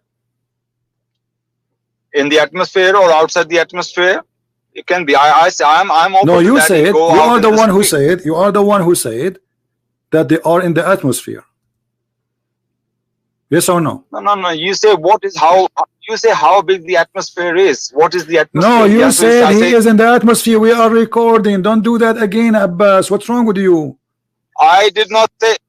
No, you said you just said that. Everybody is laughing. You said that Shaitan is in the atmosphere, and you said yes, he is in the atmosphere, and you tried to explain to me the layers of the atmosphere. So now, and we agreed upon that, and now you take it off back. Look, do you want me to play backward the recording of the video, so people will laugh at you? If you're not going to have a do you want me to play back do you want me to play back the recording of your voice saying yes, he is in the atmosphere? Okay. Do you play? Can you rewind it all the way back when I call you? And that's exactly what I said to you. I said they can go in the space, but not without the permission of Allah. No, you said the atmosphere. You said he is in the atmosphere. You said that. Do you see why I hang up on you? Do you see why I hang up on you? You are just like a kid. I'm ready. You are not mature, Abbas. You are not mature. You are not mature. Okay, let's go back to zero. I will go back to zero. I will go back to zero. Where is the Shaitan? Is he in the earth or not? From the very beginning, I said to you, they can go out not but without the permission of Allah. And then you say, how can they go out in the space? I said, well, where it says they can't. That's what I'm saying from the very beginning. Now you're trying to corner me on the thing. Oh, so he's in the atmosphere. I say, yeah, it can be in the atmosphere. It can be in space, wherever they are. But they will be scared by those shooting stars. Allah will scare them. Allah will put fear in their heart by the shooting stars or the stars. Doesn't matter where they are. They could be in the space. So don't try to corner me on something which I didn't say. But you said that. You see, I'm letting you talk because people are laughing. Because people heard you saying that Shaitan, he cannot go out of the atmosphere. You are the one who said that. No, I didn't say that. If I said that, maybe I don't know if I said. I don't think I say that. I was answering you. Okay. You say, is Satan in the atmosphere? I say yes, in the atmosphere. That doesn't mean he cannot go out at all. That I didn't say that. Okay. So when Allah he says you cannot leave the zone of the earth without my permission, did Allah give the shaitan permission to go to heaven? If Satan, yes, Allah, if without Allah could give him permission, yes. I showed you that Allah Absolutely. he said to shaitan and to Adam, get down, you and your wife and shaitan, get down. That's right. Is that ban Get lifted? down, yes. Is that ban lifted? No, they're going to be lived there. They're going to be lived there. That doesn't mean the Satan is not going to try to travel into space. And when he will try to travel in the space, Allah will scare them and he will come back. He will not be able to go further. So yes. So when Allah say get down, that's the 7th heaven or 6th heaven, wherever it is. So if you say get down from here, you could be in the 1st heaven, you could be in the earth. So this is all our imaginations. We cannot say for certain what exactly it means, but that's for sure. What is the point of this challenge, oh genie and the human being, get out if you and you cannot without my permission? We never heard a verse in the Quran saying that Allah gave permission neither to man or to genie. Can you show me a verse? Well, no, this no. When Allah says you, if the point was they can never, Allah, the verse will say you can never. Okay, but I showed you. I showed you the interpretation. I showed you the interpretation, and the interpretation agree that this is about that until the judgment day, nobody will be able to leave the zone of the earth. No, that will ultimately that will happen ultimately, but it doesn't say. What do you mean? What do you mean ultimately? What do you mean ultimately? What do you mean by saying ultimately? That on the day of judgment, the earth will be destroyed, and everybody will. Allah, the souls will be taken out, and from now until the judgment day, nobody will be able to leave. Correct? Without the permission of Allah. Okay, but Allah never gave permission. That's why He sent Adam and Shaitan to earth. It's obviously Allah give permission. When He gave permission? When they're traveling in the space. That's what I'm telling you. This is one of the. So you are trying to explain how the Shaitan, how the Soviet Union get Allah busted. You say obviously Allah gave permission. This is what you are saying. Because obviously the Quran is wrong. Allah give permission to them. Where? Show me where it says Allah He gave permission. Allah gave permission to the infidels. No, this is for the yes. Anybody have knowledge? Allah give permission to infidels. What's wrong with that? They are His creation. They are all Allah's creation. In the worldly matters, you can be successful in the worldly matters, but on the day of judgment, they have nothing for them. So if you work hard, Allah will let you whatever you want to earn on the worldly level. Look, Allah even let people kill their prophets. The bad people kill their prophets. It happened many times. Even children of Israel, chosen people of God, they were defeated by the pagans. Who is the one who make the people kill the prophets? Allah allow it, or Allah He send them to kill them? This is how it is. Allah let this was a test for people. They do evil things, and for the prophet is a martyrdom. No, I'm asking you, who is the one who sent people to kill their prophets? You are changing topic, but I will go with you. Who is the one who sent his people to kill his prophets? Who is the one who sent that, Shaitan or Allah? Can you? I don't know what you mean by that. Don't tell me. Don't. You know. This is why you are not answering, because you're afraid. Who is the one? You said even Allah allow. You said Allah allow people to kill even His prophet. Did you say that? That's right. Yes. Okay. Allah allow it, or Allah He sent them to kill His prophets. Allah sent people to kill His prophets. Thank you, guys. Did you hear this? Allah He sent. No. You said. I'm asking you. Did you say Allah sent people Allah to kill sent His people to kill His prophets? Yes or no? Okay. Show me. I don't know. I don't know. No, give me an answer. Don't tell me. Show me. Tell me the answer. Yes or no? I don't think so. That's true. That Allah sent people. Why not? To kill His Why is that true? Why is that true? What's wrong with that? If Allah He sent somebody to kill His prophet, what's wrong with that? Not to my knowledge that Allah sent to kill His prophet. That doesn't make That's not any the question. What's wrong with that? Let us say Allah He sent somebody to kill His prophet. Does that make Allah a bad person for you? It's like me sending to kill somebody, really good human being. Okay, so that's not good. That's evil. That will not be right thing. That will be evil. Okay, thank you, guys. Did you hear this? Chapter 6, verse 112. Chapter 6, verse 112. It says Allah is the one who sent those enemies to the Prophet? Read it. Allah, chapter 6 verse 112. Chapter 6 112. Okay, let's read it. Allah sent people to kill his prophet. Okay. And so it is that against every prophet we have set up the evil ones from among men and jinn. Some of them inspire others with specious speech only by way of delusion. Had it been your Lord's will, they would not have done it. Leave them alone to fabricate what they will. So I didn't see the word kill here. But Allah sent people to kill his prophet. He is the one who appointed the enemies. All the enemies. What the enemies going to do? What the enemies will do to the prophet. And by the way, translation here, they are adding things that's not in the verse in the English. Okay. Show me the word kill. They say that Allah sent people to kill his prophet. Who is the one who will kill the prophet? The enemy, correct? Yeah. Okay. And those are the wrong.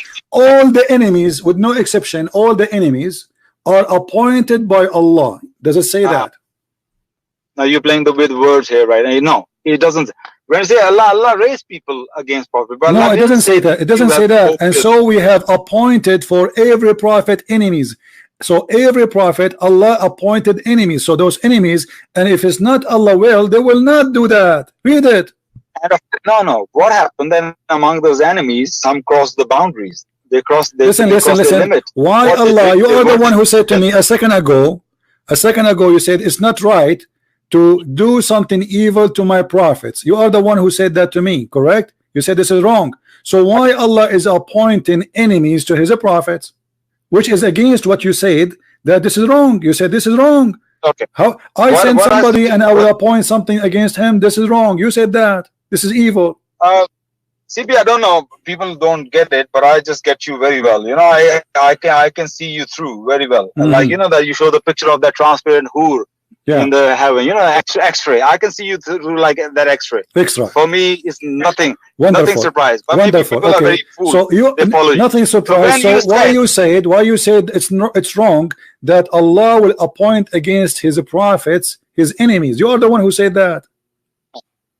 This verse is not saying what you're saying. You said if I show you that Allah sent people to kill his prophet. I say I don't know. Is the enemy of the prophet is the one who killed him, or the one who killed? Who is the enemy of the prophets? Who are they? The enemy of the prophet? Okay, listen. Who is the enemies of the prophets? Every enemy is not a killer of the prophet. Okay, but all the enemies are appointed by Allah. All the enemies are appointed by Allah. Yes or no? Allah is not sending them to kill the prophet. So, man. What you no. He sent them in purpose to hurt his prophet. You are the one who said. Everybody heard you. You are the one who said even Allah he allow people to kill his prophet. You said allow. Did you say allow? No. Yes, Allah, because Allah allow everything. Okay, guys, Allah he allow. No, Allah don't allow everything. Don't stop being lying. Because Allah he said nothing can happen except by his permission. Is that correct?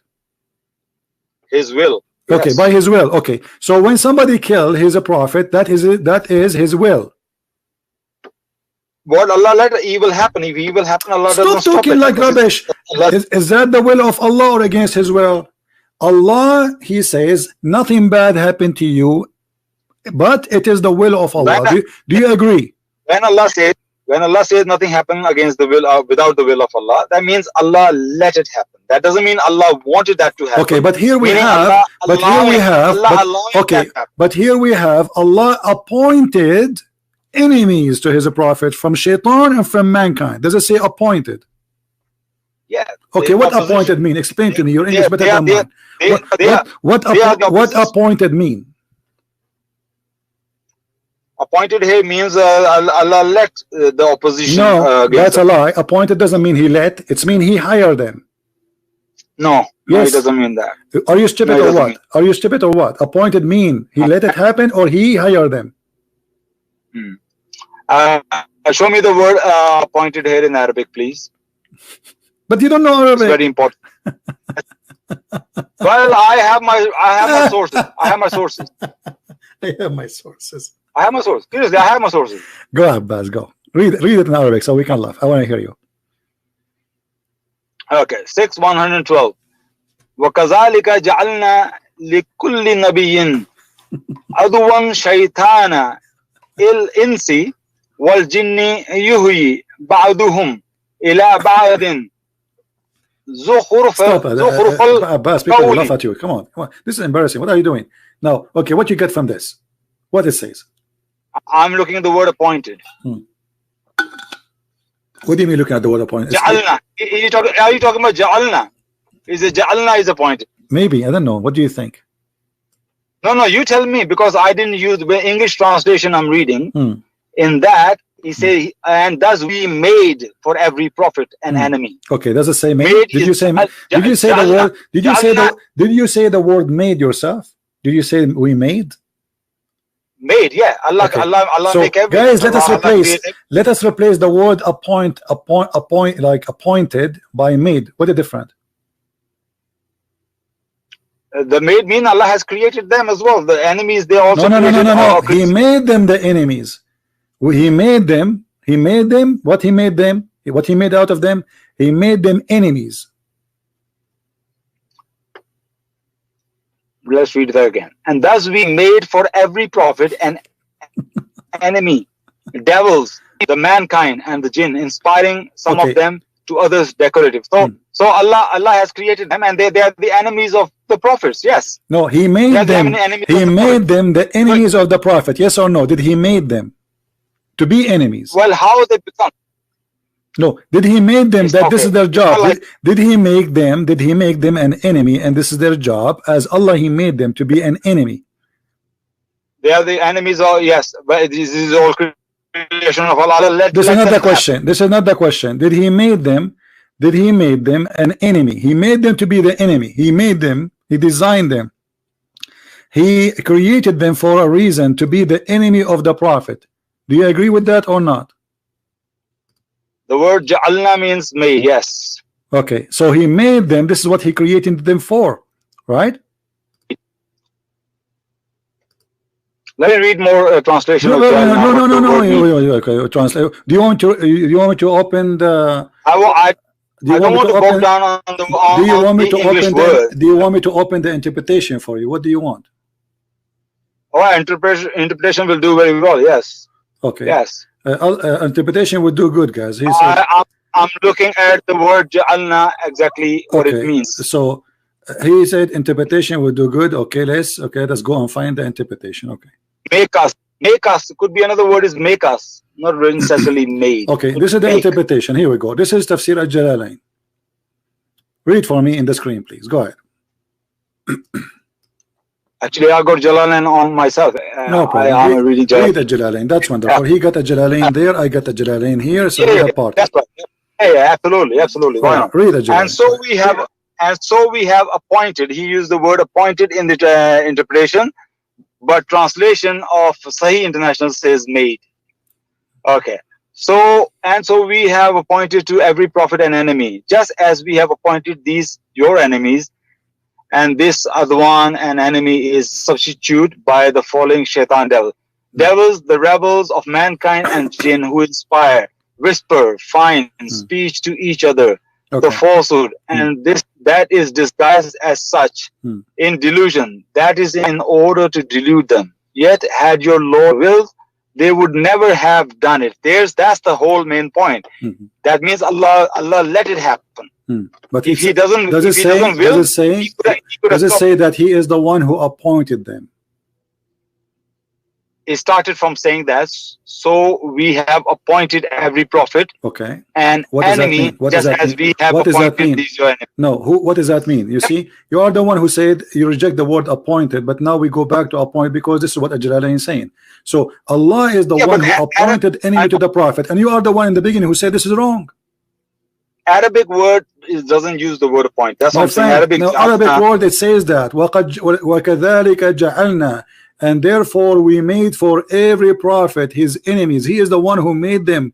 He created them to be enemies. This is their job. And I told you that is because Allah let it. All right, listen. Let me ask you. Did your prophet have a shaitan who give him command and he is sent by Allah? Yes or no? That's the hadith you read, isn't it, many times? I'm asking you, yes or no? And this, so we are trying to explain. Yes, okay.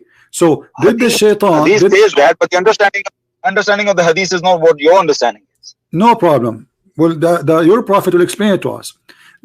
Allah, he sent shaitan against his prophet. Yes or no? According to this verse, yeah, they are the enemies. Allah make them in that way. They are the enemies of the prophets. Thank you. And that's the test. But in the beginning, remember, you are the one who said this will be wrong. Everybody heard you. Now, so so Allah, he did wrong against. I say you said your understanding was wrong. No. You said no. I asked you from the beginning. I asked you from the beginning. You spoke about killing the prophets and harming the prophet. I said, okay, who is the one who appointed those who will harm the prophet? Is it Allah? He says no, because that will be wrong. Everybody heard you. It's recorded again. Now listen, how Muhammad, how Allah, okay, Allah, he appointed for every human being, including the prophet, Qareen. Is that correct? Qareen. Let me correct you. Did your prophet appointed Qareen? Yes or no? Did Allah, he appointed Qareen? Look, you can't lie and just say leave it. I have to correct you where you just lie. It's recorded. There's no need to correct it. It's recorded. No, I know this is also recorded. That I'm not going to refute you. That will be recorded as well. So I have to refute you. You said, didn't your Allah send people to kill his prophet? That's what he said. I say, not to my knowledge, Allah didn't send anybody to kill him. Now, sending somebody to kill him is very direct thing. But let people to kill his prophet is another thing. So when Allah make enemies for prophet, those enemies were the oppositions. But Allah never tell them to kill their prophet. Allah never say go and kill my prophet. That was the whole point. He is the one who appointed to be the enemy, which means they are doing the orders of Allah. Appointed him enemy, they were the opposition. That's what they. How Allah he appointed them? Okay, let me ask you. When Allah he appointed me now to be the enemy of Muhammad, what Allah did? He gave me an order. Hey, Christian Prince, I want you to target Muhammad. Is that correct? No, you do be opposed. No, he let you to oppose. Okay. No, he don't let me. It doesn't say he let. It doesn't say he let me. Stop being a liar. We asked you from the beginning. Who is the one who made those people and appoint those people to be the enemy? He says it cannot be Allah. The verse in front of us says we have appointed, and appointed is so clear. Like Allah appoint prophets, yeah. Okay, appoint. So but here Allah he appointed evil one against his prophet. Who is the one who appoint them? Allah. But when you understand Islam and Quran, look, even you read the tafsir doesn't agree with you. Okay, the tafsir is in front of me. It says Allah appointed. No, Allah doesn't say as you're saying that. Allah. It says that in front of us. Everybody can see it. Everyone can see it. Allah he appointed them against his prophets. Let me read that again. He doesn't explain that what he's saying, that he's sending people when people are killing, that's what, because Allah appointed them. No, appoint here means they're the enemies. Okay, what appointed? Okay, Abbas, slow on by one. You know you are smart, we are not. What we can do? What the word appointed mean? Let us search in Google translation and see what the word appointed mean. Whatever it mean, I will take it. What do you think? Appointed. Let's see what appointed. Here we go. Appointed of a time, of a place, decided on before and designated. So Allah designated. Do you see it? Allah designated for every prophet his enemies. Who is the one designate the enemy? Allah. This is what appointed mean. English is not my first. English is not my first language. I search in Google. Huh? Wait, you're too fast. You're too fast. First of all, when you say Jalna means appointed, you know that it doesn't mean appointed. My friend, not every translation. Listen, you are the one who said to me. You are the one who said to me, "Let's go to Al-Jalalain." I am in Al-Jalalain, and you said you have your version Al-Jalalain. I said that's wonderful, and you did read. Does it say in Al-Jalalain in front of you appointed? Yes or no? In Tafsir, but the Sahih International say made. Okay, and my friend, Yusuf Ali say, does it say okay? So Allah, when we say Allah, He made for every prophet his enemies. He's not talking about the creation of a human being, because already a human being created long time ago. Allah created supposedly genie and the human from the beginning. That's it. But here He's talking about specific thing. The enemy. Who is the one who made the enemy for Allah, for his prophet? Allah. Yeah. Okay. Listen. Muhammad Sallallahu has many enemies. They tried to kill him, but they didn't kill him. Did not? Allah saved him. Yeah. So why Muhammad saying that he was killed by poison? Enemies couldn't kill him. Well, he never says killed by poison. I heard you all this rubbish all the time. He never killed by prophet, killed by poison. He did say to Aisha, I feel the pain of the poison. Okay. I ate. He feel the pain of the poison, but that is his understanding. But that doesn't mean that that's true that poison affecting him. Guys, did you hear what Abbas said? Abbas, can you give me a minute, please, guys? Did you hear? He said this is his understanding. So he's saying he's a prophet, is a fool. He don't understand. So Abbas today is correcting me, correcting Muhammad, correcting the understanding of all of us.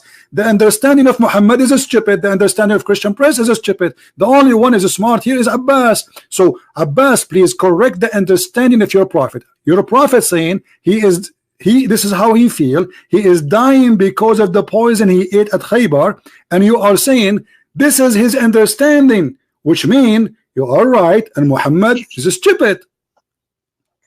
Can I answer? Go. You see, I listen to you very patiently. I let you speak because you speak a lot of nonsense. Go ahead. Do you know poison he had in Khaybar? And he died 3 to 4 years later. In that 3 to 4 years, and remember, one of his companions died on the spot, who ate with him. He died on the spot. So poison was so strong. So if that poison affected him, he had many battles in between that. He conquered Makkah. He had a Hunain, Battle of Hunain. He done Hajj. All that time, in that time, he was really suffering. I never, by the way, heard of the Battle of Hanan. Hanan, okay. What is that, Hanan? Is that the new whiskey? Hunain. Hunain. What Hanan? Okay, so Abbas, I got you. You are saying that your prophet is really stupid. How you say that, Muhammad? After 3 years of being eating the poison, you idiot! How in the world you say that you die because of the poison? This is what Abbas is saying. He is saying that he's a prophet. Obviously, is an idiot. He ate a poison 3 years ago, and yet he think this prophet is funny. This is stupid, man. This is a crazy prophet. He think after 4 years of eating the poison, he is dying because of the poison. So we get a conclusion from Abbas that Abbas saying that Muhammad, he was saying false words. He thinks something, but the fact it's not. He's wrong. And Abbas, our brother here from the Pakistan, is correcting the mighty prophet of Allah. The prophet, he says something, obviously it's wrong.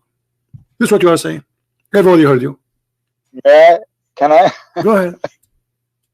Well, what that Allah has given us the intellect and reason and logic to see things doesn't make sense or not. So you are saying the prophet have no logic. Oh guys, did you hear this?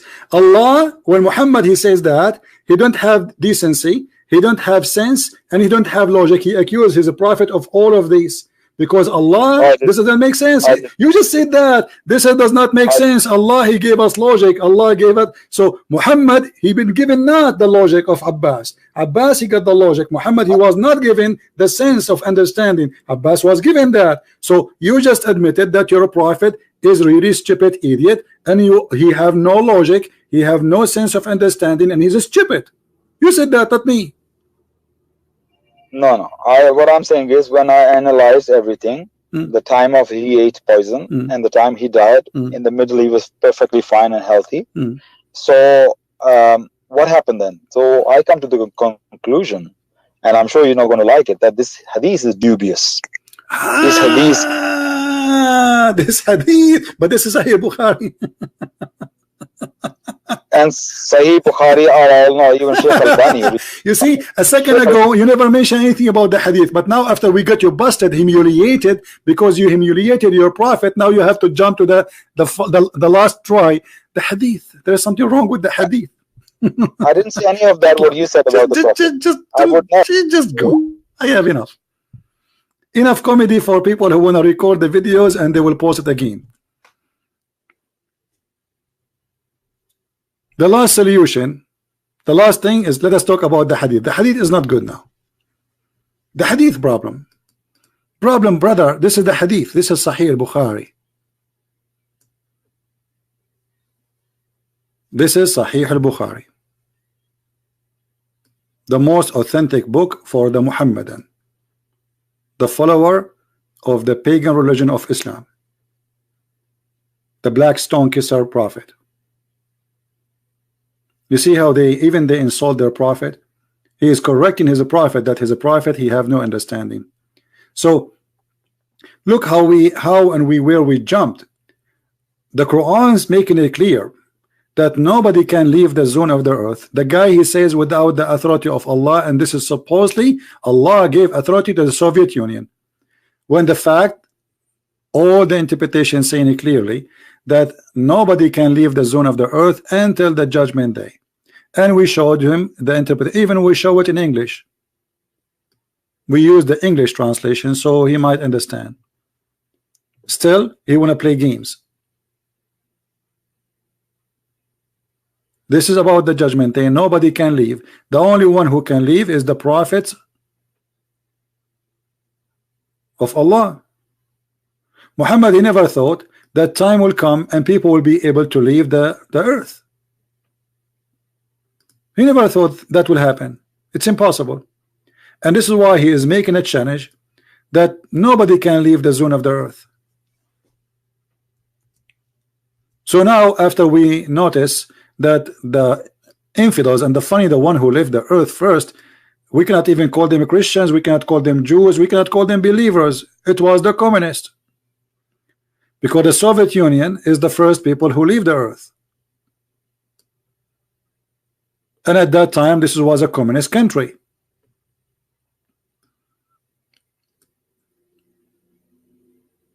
So when Allah he says nobody can leave the zone of the earth, he is saying clearly that we made the sky protected roof and nobody can leave this earth. If we go to different verse in the Quran,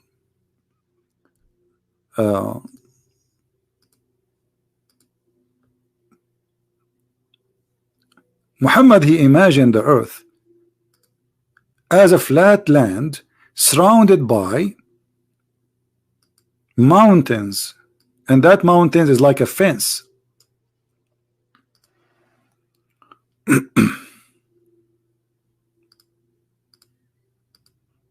Let us see Ibn Abbas, the interpretation of the cousin of Muhammad, which is more close to the time of Muhammad, because this is from the time of Muhammad supposedly. From the narration of the authority of Ibn Abbas, that he said the interpretation of Allah saying Qaf. He said it is an azure mountain overlooking the world, and the color of the sky takes from it, and Allah swear by it. So what we have here, we have a mountain surrounding the whole earth. Let us do some drawing. So the earth is like this.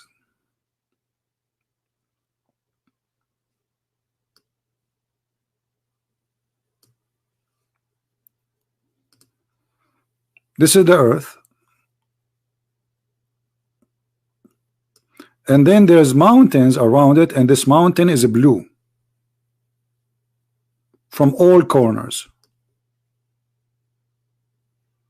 We need to make a three-dimension wall, and this wall is blue. This is why we cannot see it, and the sky is taking its color from this blue azure mountain, as you see in the screen there.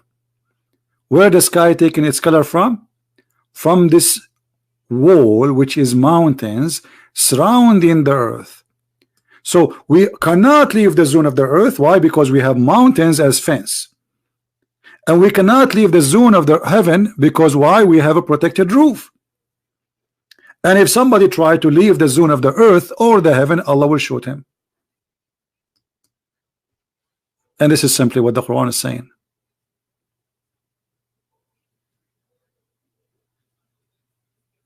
And this poor kid, he is trying his best to defend something nobody can defend.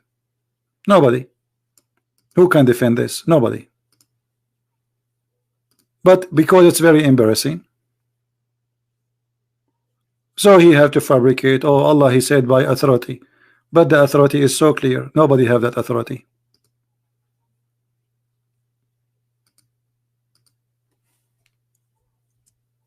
Nobody. And the Quran is so clear saying that nobody can go. If you try to go out of the zone of the earth, Allah will shoot you. And actually this is the purpose of those stars. We adorned the lowest heaven. And by the way, here when Allah he says the lowest heaven, the atmosphere is included, because according to religion in Islam, the second you lift your foot in the top of the air, this is heaven, this is sky. The sky is anything you see above you.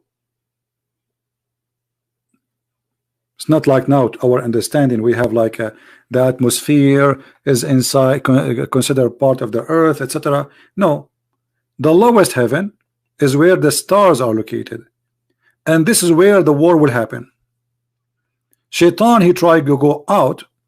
Allah will shoot the shaitan. By what? By lamps. Those are lamps. They cannot say this is a meteor.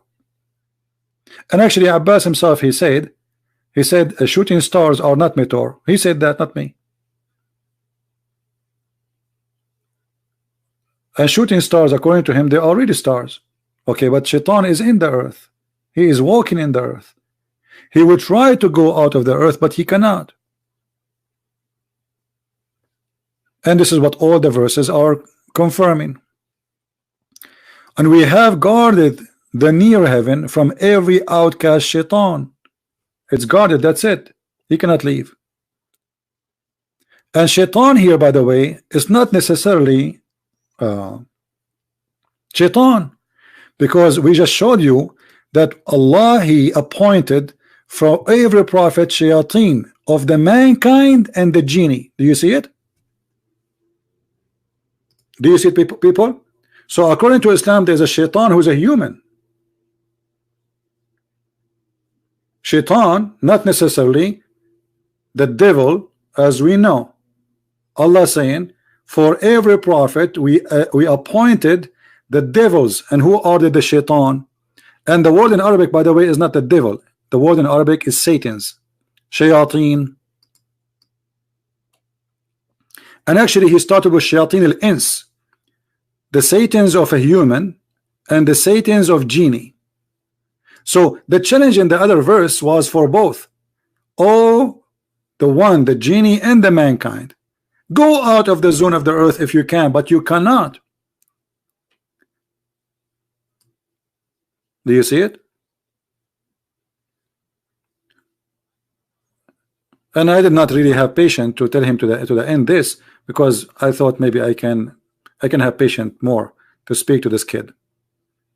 But when he said that his prophet was wrong about the way he died, I could not take it no more, because this is really, I mean, I don't know if this guy he will be able to go to speaker corner. The Muslims will make fun of him. Do you see it? So the challenge is for both. The shaitan is not necessarily, according to the Quran, is a genie. It can be a human. And you will see that shayateen among the mankind and the jinn. So the first is the mankind shaitan. What the other verse saying? Allah he challenged mankind and shaitan to go out of the earth. Both of them.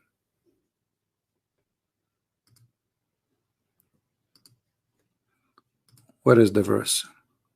Let us go there. Too many pages open. You cannot even find what we are talking about. Let us go.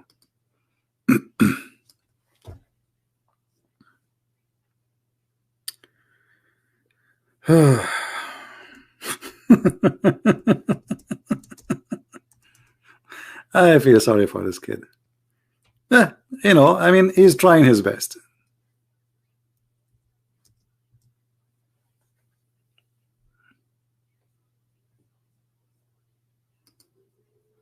That was a challenge, actually. That was not, I will give a permission. O assembly of jinn and man, if you have power to pass beyond the zone of the heaven and the earth, then pass. But you will never be able to pass. And then he says, except with my permission. So if he gave them permission, so why he is making a challenge? That would be stupid alone, right? Do you understand me? If already they are flying, so why you are making a challenge to pass? Do you understand, people? Abbas saying no, Allah he gave a permission, but he is saying if you can pass, but you cannot pass without my permission. So if they have a permission, that would be stupid to say to them pass, because already they are doing it. But you cannot come to reasoning with those people, because they are just desperately trying to defend. Nobody want to use his brain. Imagine I say to you, you cannot drive my car without my permission, but you are already in the highway driving the car, and I challenge you saying, and you will not be able to do it. Not only I shut up, and you will not be able to do it without my permission, but he is driving in the highway already.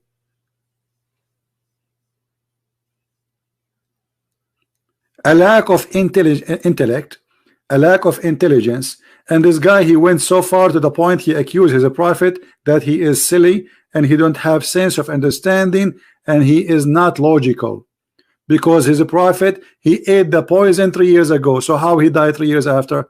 And look how serious argument is, because you might be shot 20 years ago and you die because of the bullet 20 years after. There's people, they have a bullet in their brain and doctors could not take it. They could not take it because the surgery, it might cause death, certain death, so they leave it there. They told him we cannot take it off. Well, we hope you will live long, but then you die because of the bullet. So if you did not die immediately, that did not mean that the bullet did not kill you.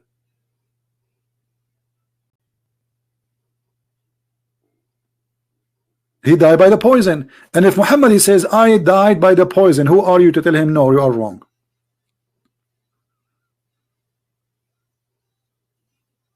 And about the hadith where Muhammad, he received the command from the devil.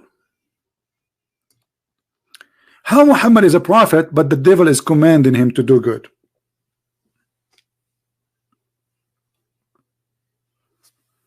Any Muslim can explain to us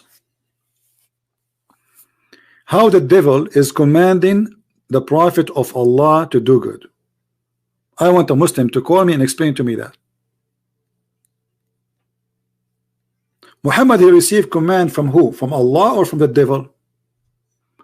From the good God or from the good devil?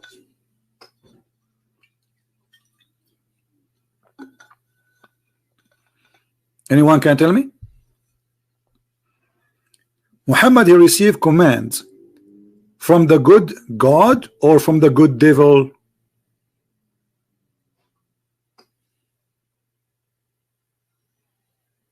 Any Muslim? The hadith in front of you is saying that Allah appointed for every human being a genie, a devil, shaitan actually. And the companion, they said to Muhammad, and to you too. And guys, do you see when this guy, he says that Allah appointed, does not mean he is the one who designated them. Allah, he created all mankind. No.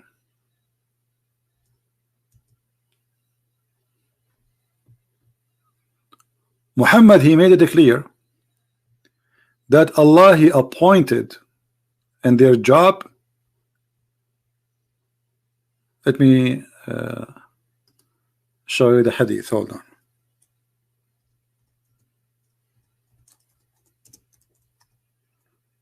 This guy is a poor guy. He have no idea what he's talking about.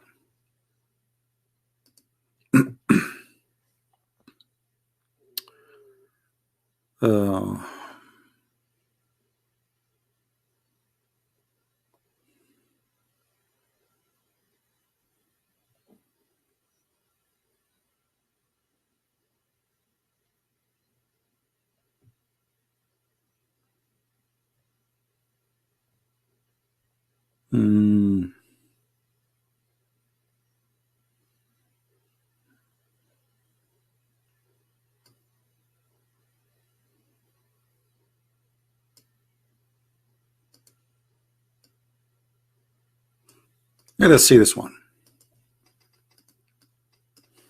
I'm just trying to find something we can find in English so you guys can read.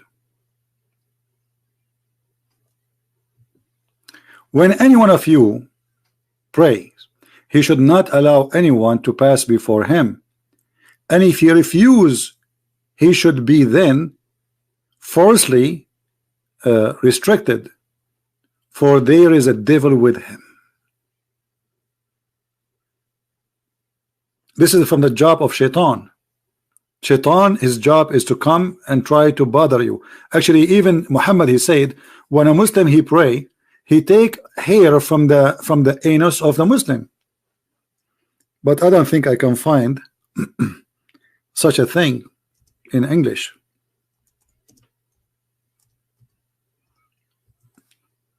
Let us see.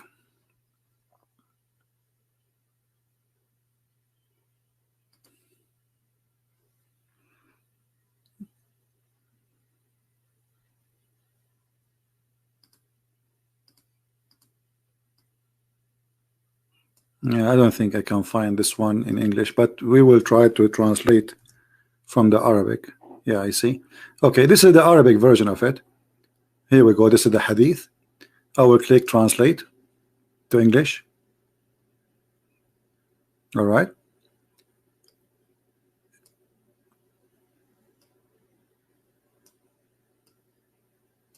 The devil come to you when you are in your prayer, taking hair from your anus, not from his mind. Translation is funny. So he take hair from your anus, and he will not stop until he make you fart, and he hear the voice of the farting. You break wind.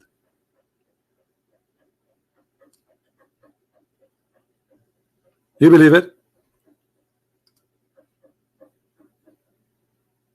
Allah appointed Shaitan. And this is why you see Abbas now, if you take a selfie for his anus, you will find no hair there, because if you pray 5 times a day all his life, I mean, how many hair he lose a day?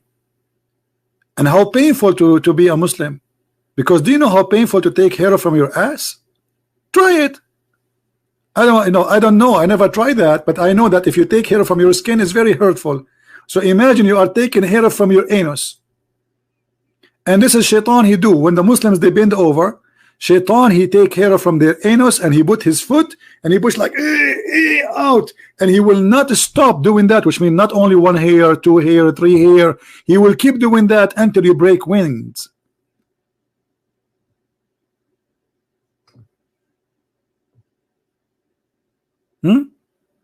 This is Islam. This is Islam, my friend. Sadly, we cannot find those things in English, you know.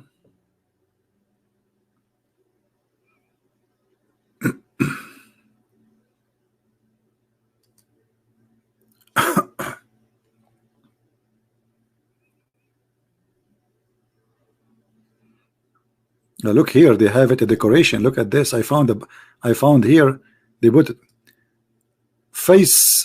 قل أرأيتم أن أتاكم الشيطان بغتة أو جهرة blah blah blah blah blah blah blah blah blah blah blah blah. What is that? This is a chapter. It's called the chapter of the anus. We cannot find this in the Quran.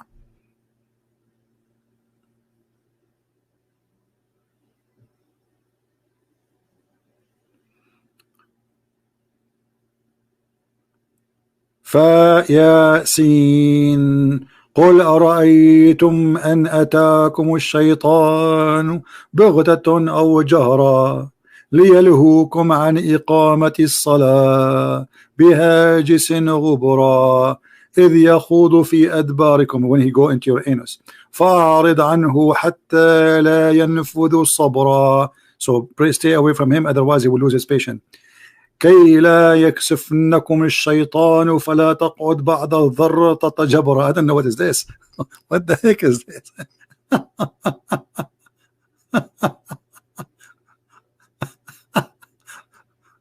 What a joke.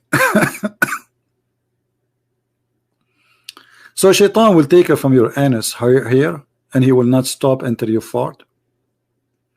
Do you remember the video, guys?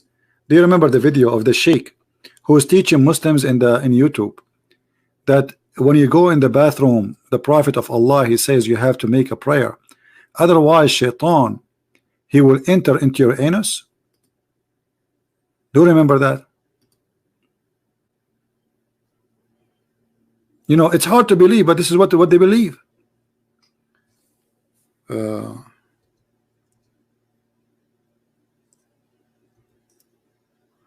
I don't remember what the name of the video was.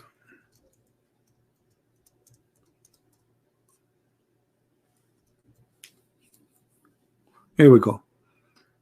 This is the video. You can search for this video here. I'm not going to play it. Islam, Satan farts. The guy in the video, or you can maybe you find the original video. I don't know. I don't remember what was the original video was about Satan farting. But it's not really about Satan farting. It's about Shaitan fart, and about Shaitan, he will go inside your anus and he will block it. Find the original video. If somebody have it, you can post it later in the comment. And actually Muhammad, he said clearly that Shaitan, each time he hear the prayer of the Muslims, he start farting. You see the Muslim trying to convince us of science and the Quran, etc.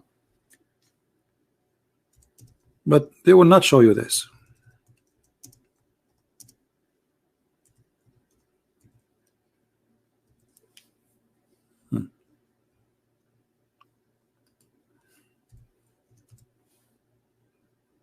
Read. When Satan he hear the calls of the prayer, Allahu Akbar, Allah, he turn back and break winds. You know, if you think about it, like Abbas, he was talking about, this does not make sense. That's not logical. The guy, he ate the poison and he died for years after. But this makes sense to Abbas. This makes sense. I mean, isn't it obvious? You go around the Kaaba, it smells so bad. This is why you see two soldiers there. They have perfume and they keep spraying. They have a spray in their hand, the one they use in the bathroom. Because Shaitan is all over. He's pissing there. I mean, he's farting.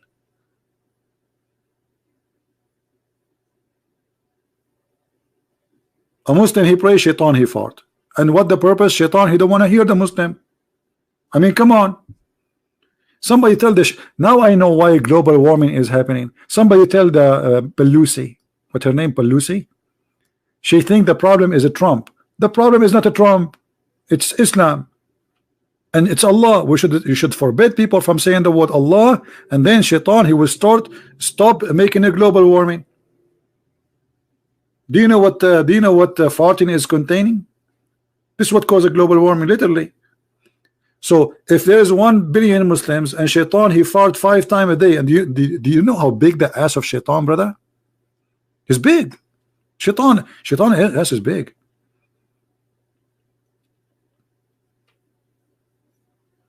This is illogical.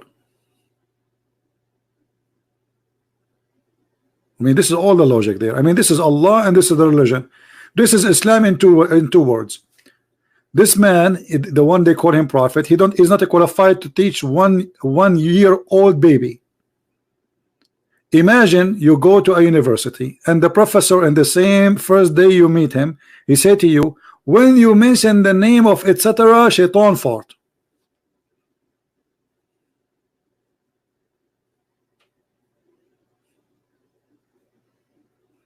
Even Nancy Pelosi will not believe in that.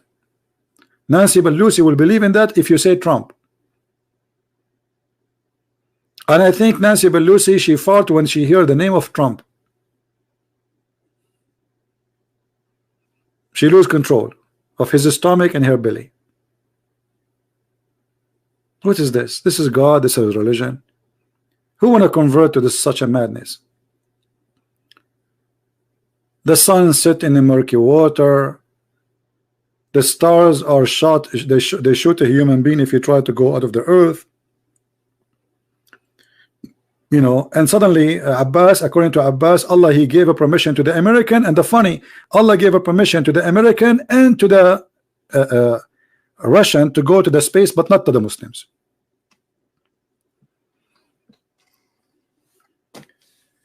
Anyway, I think we have enough for today. Did we have a good time, guys? Always when you see a title in my video disappear, because I don't keep them, but what you need to do, try to search for the same title like 2 hours from now or 3 hours from now. It takes time for YouTube to process the video. So then there's people who would download the video and they will post it. Subscribe to those channels, all of them, and so you will find the video. All right, like now there's many names, like there is Revelation, there is some there is many of the good guys here. They are doing great job to download the videos. So subscribe to their channel. All right, and whatever you miss, you will not miss. And usually I update the link in my Patreon. All right, so because people, they come and say, where is our videos, where they gone, where, like, we have a video, we don't see it no more. And you know, I just remember actually one of I think Revelation, he did that. You remember last time Abbas, he called me, and Abbas, he said he did not say that he said because they are arrogant.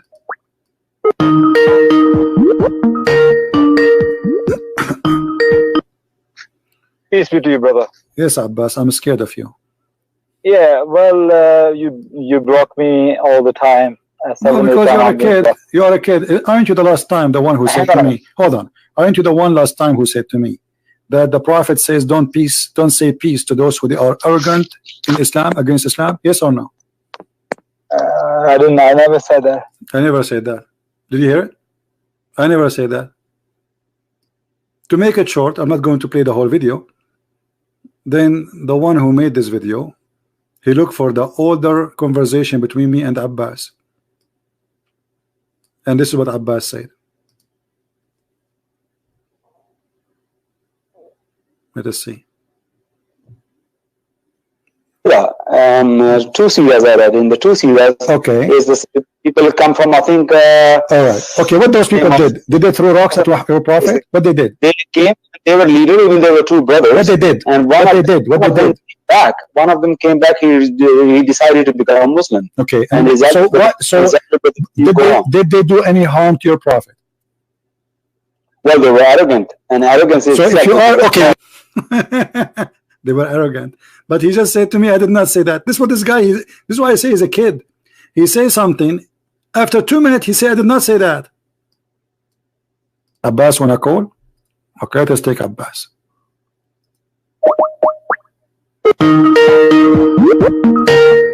I did not say that. Peace be to you, brother. Yes, Abbas, I'm scared of you. Yeah, well, you block me all the time. No, because you're a kid. You're a kid. Aren't you the last time the one who said to me? Hold on. Aren't you the one last time who said to me that the Prophet says, don't say peace to those who are arrogant in Islam, against Islam? Yes or no? I never said that. You never. I never said that. I never said that. Oh boy. Somebody wanna call me? Well, how I can find his name? Yeah, he have to give me his ID, not just a name, because in Skype, my friend, there's tons of people have the same name. You know, do you know how many hundreds of millions use Skype? So how you will know which one?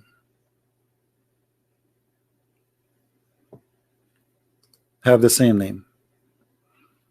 You have to give me your ID in Skype, not just a name.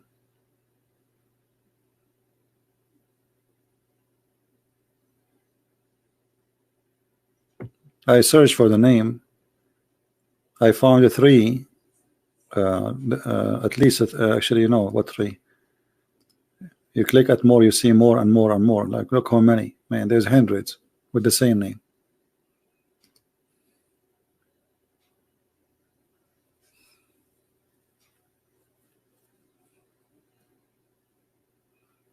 We cannot go by, I think it is the first one. We have to be sure.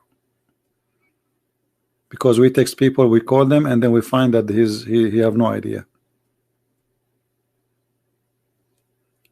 So Mr. Ihsan, What is your ID, my friend? Is that the picture with the guy? He is naked. Is that you? Is that a guy? He have no t-shirt, or what is that? Doing a, what is he's cutting the head of somebody, doing hair for somebody? I'm not sure. Sound like a kid for me. Do we have any Muslim?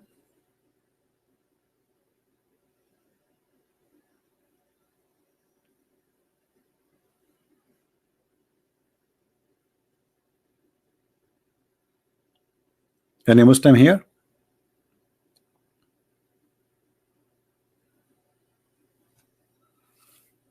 Yeah, supposedly we are going to have Dr. Hassan. You know Dr. Hassan. He's a professor, and he have he have many Nobel Prize of science and intelligence.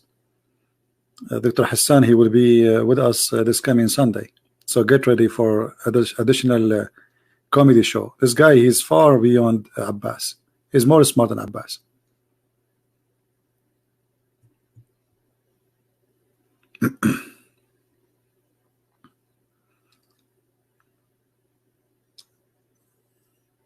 Yeah, what Nobel Prize is, and Nobel Prize is something. Maybe it used to be real before, but these days all those things are political.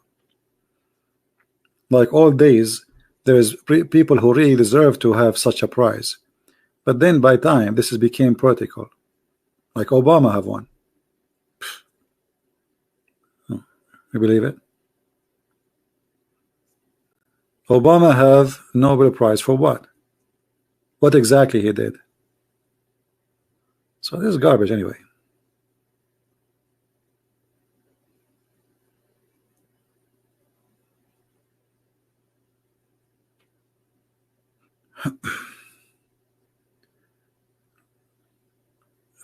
We have our friend here saying since he discovered CP, my wife and I, we have late night. So are you going to blame late sleeping because of me now? Here we go. Now he will go back to work tomorrow every day, and you will say to him, why you are he will say, it's not me, this is ZB.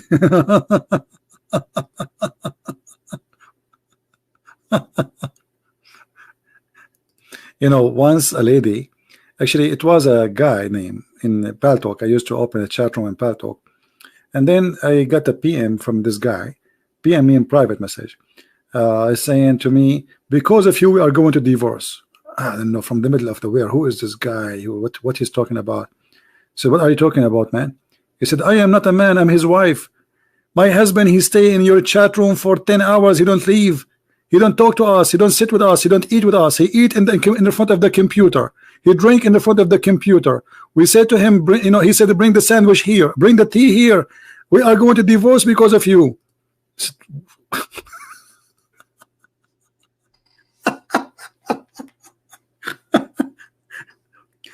So anyway, I told her, okay, later I will speak to your.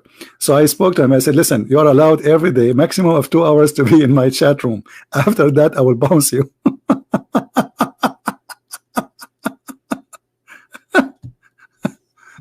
And honest to God, I got a timer next to me. I time it for the second he entered the chat room. I see his name. I put a mark next to his name. I don't know his next to his name. 2 hours bounce, which means after 2 hours I have to bounce him.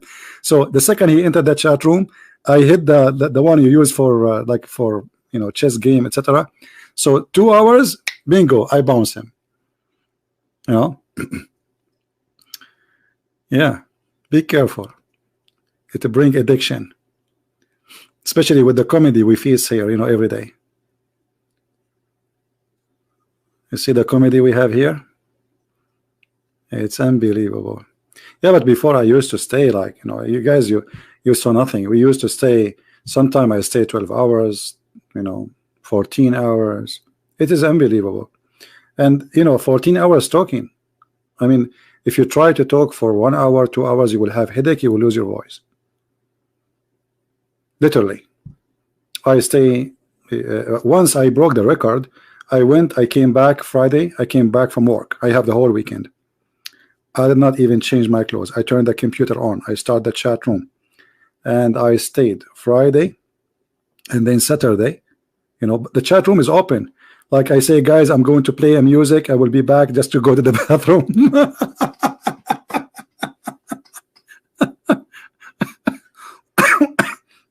People go to sleep. They come back. Still a Christian prince debating Muslims.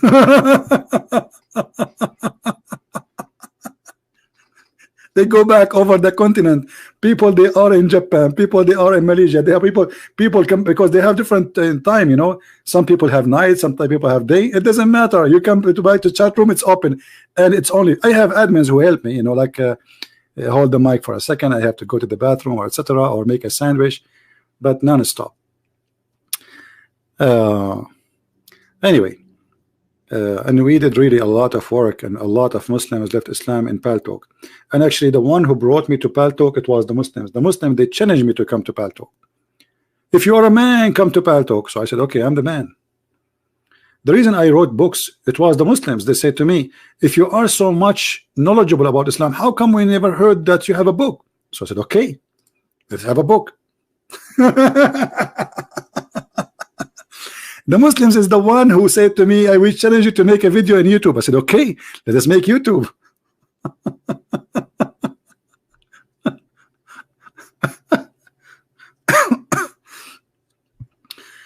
All the things I did because the Muslims encouraged me. It's true. It was not actually in the beginning. The Christians, they were fighting me. You know, I don't know if you notice, Christian, they say to you, this is not the right way to debate Muslims. You say harsh words to them. This is not Christianity. They are all over me. Actually, I remember once I have a bishop. I will not say from what church, but a very traditional church. He is an old man. I respect him. Actually, he's a good man. He said to me, so what you get from this? So what do you mean? So what you get from this, from your health, staying, talking, arguing with people? I mean, you might have heart attack. This is very hard. What you will get from this? I said, a lot of people left Islam and accept Jesus. Actually, no, I said that to him. No, hold on. He said, what you get from this? So I said to him, what do you think? He said, you will damage your health and etc. etc. I said to him, okay, how many people they come to Christ by your work from the Muslim belief? He said, none. I said, ask me the same question. You are a bishop and you are 70 years old and you did not bring one Muslim to Christianity.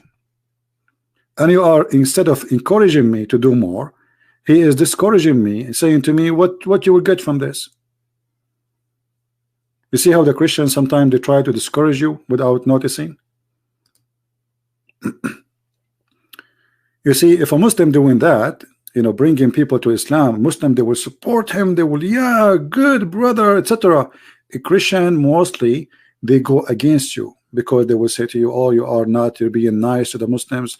You are not being, what nice? What do you mean nice? Jesus, he said to the liars, the hypocrite, the sons of the snakes. Yes, he did.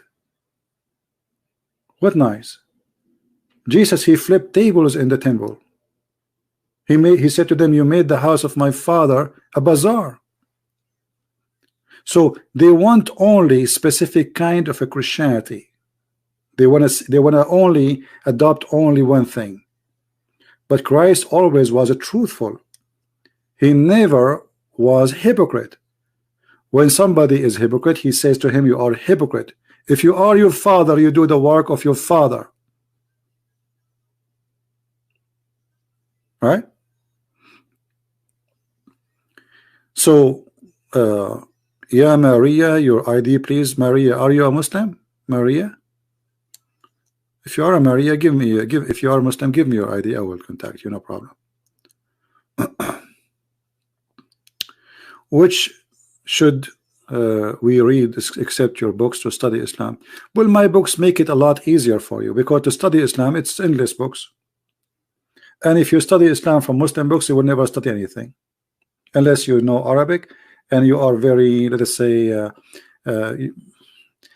I don't want to say people are not sharp, but people, they do not know really how to study such a complicated topic.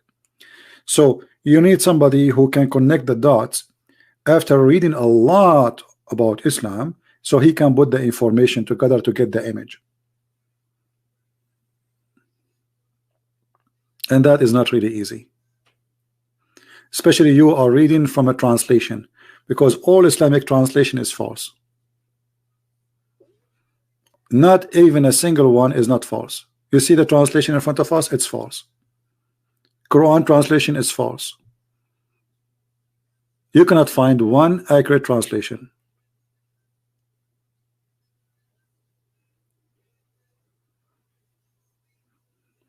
And the translation, most of them, they are meant to defend.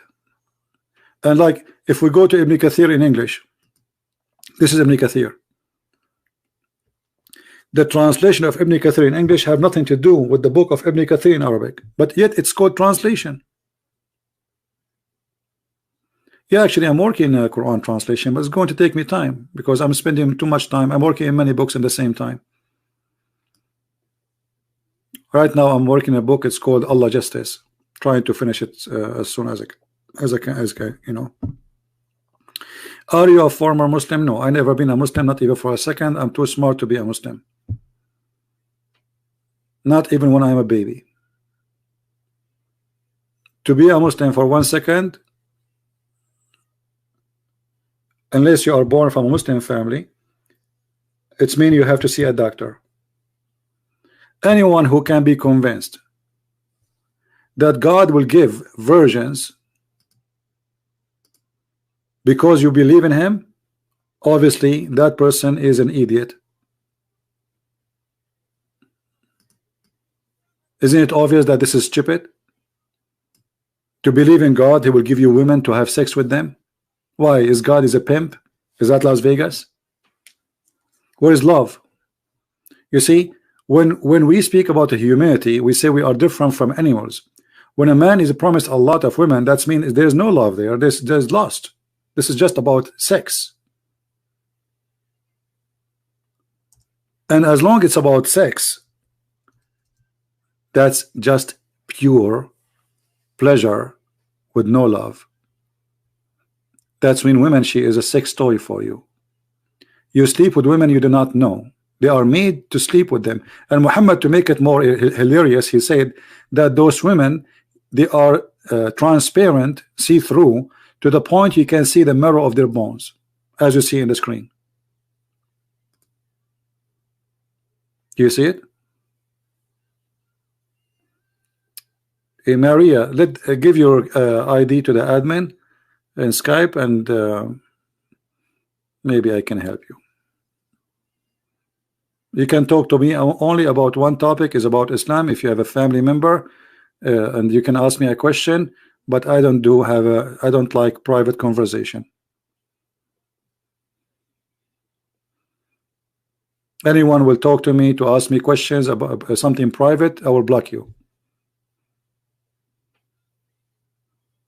Do you see it? This promise alone is enough to prove that Muhammad is a false man. I mean, what kind of a prophet? What kind of God? He will give me a woman, she is transparent to the point we can see through her bones. Ask yourself. What is that? And this is ugly, actually. This is stupid.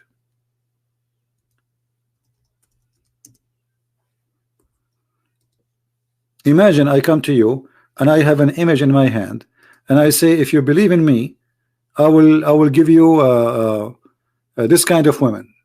And what kind of woman you will give me? Let me show you what kind of woman, brother. Yeah, okay, show me. What?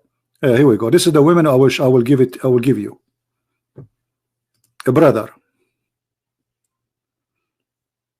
This is even disgusting. This is stupid. But because Muhammad, he knew the Arab, they are possessed with white women, so he exaggerate about how white they are. They are so white to the point you can see the marrow of their bones.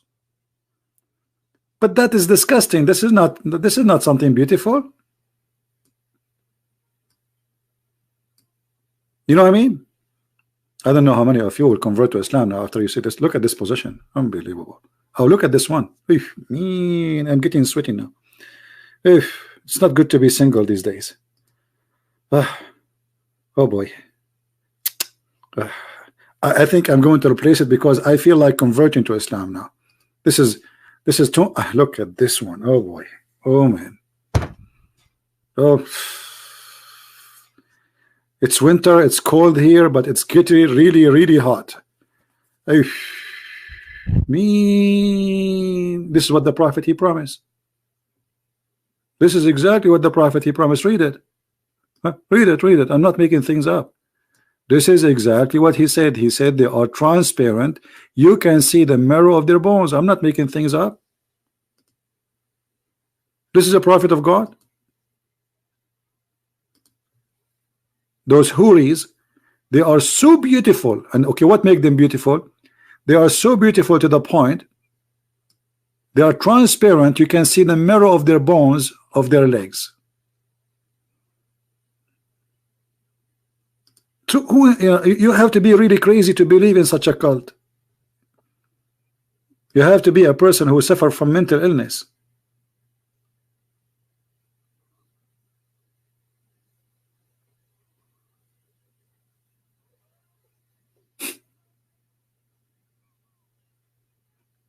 What is this?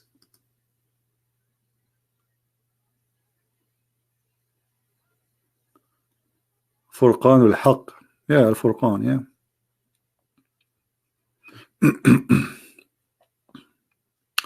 Anyway, so you know, like you do not need to be a genius to notice right away that this is not from God.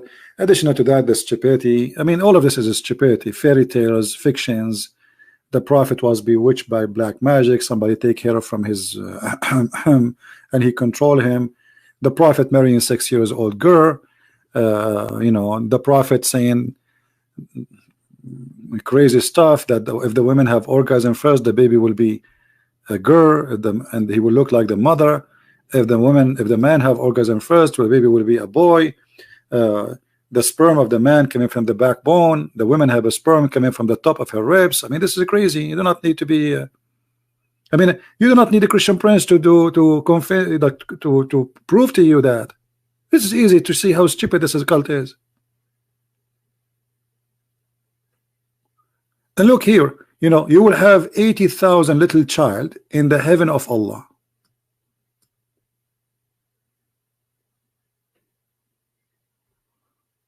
$80,000 little child.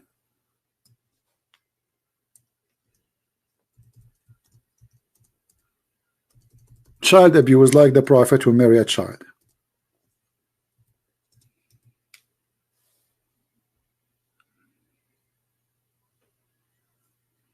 $80,000. Who in the world want to believe in such a garbage that somebody, because he prayed to God, God will abuse 80,000 human beings and they are children's to make him happy? What the happiness in that, to have 80,000 in my palace and they are children's? So what Islam tried, this is why you see those ISIS, they are crazy. They want to go and kill themselves. Why he want to live in this misery, in this earth? Why he want to live here? The women are waiting for him. And each time he have sex with them, Allah, he will put his finger and he will make them virgins. This is why they want to die.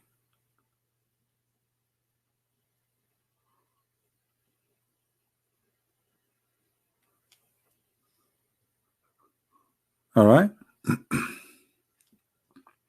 What do you mean show me that picture? Just search for women x-ray in Google, you will find it. Muhammad, he is the most dangerous person ever in history. Because of him, the earth now is boiling, and this earth is going to go to a chaos. You see, the earth is moving forward to a very horrible end, because the earth is going to be destroyed. If this cult stay believing in violence and stay believing in what Muhammad he teach, what do you expect about tomorrow? What will happen? Just look around you, open the news. Whatever Islam come, blood come with it. Erdogan is a Muslim attacking the Muslims in Syria, he will not slaughter them with no mercy. Those who they are Christians defending the Muslims. You believe it? Trying to protect the Muslims from Muslims. Because this is how Islam is. The strong eat the small. It's like a fish. The big fish eat the small fish.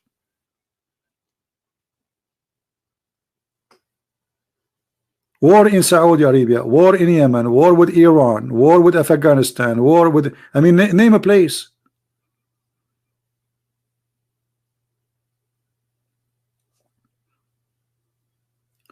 Yesterday they arrested someone in France. Some group, they are planning to do the same as 9/11 but in France.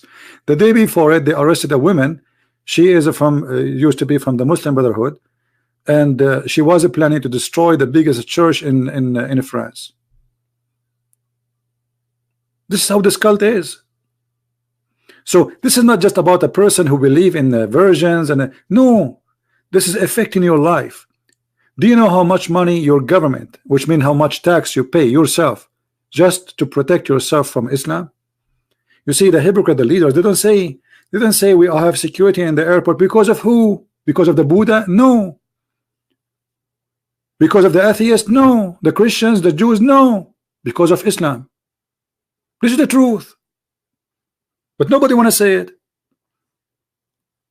Before 9/11, I used to go to the airplane to the door and nobody asked me who you are, even though I am an Arab and I am a Middle Eastern. And I look like a terrorist, literally. That's why I don't look in the mirror. I get scared. I go in the elevator, I say good morning, nobody answer because people get intimidated. I say good morning again, nobody answer.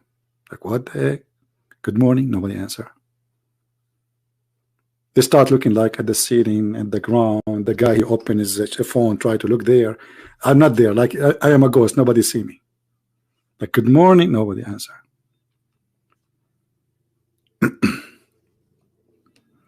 So,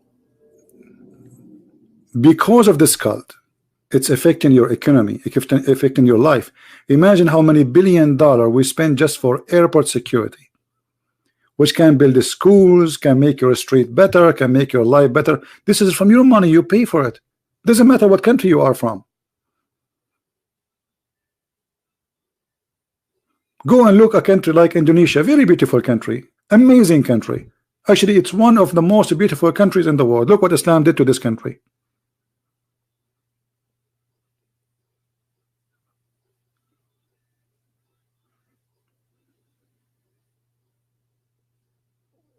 This is the truth. You see, if I go to an area have Buddhas, I'm not afraid. You know, why they want to do anything to me? For sure, there's a criminals everywhere. There are thieves, there's a criminal, but this is not what we are talking about. At least those people, they want to kill you to take your money or etc. But this is different. There is somebody rejoice for attacking you just because you are from different belief.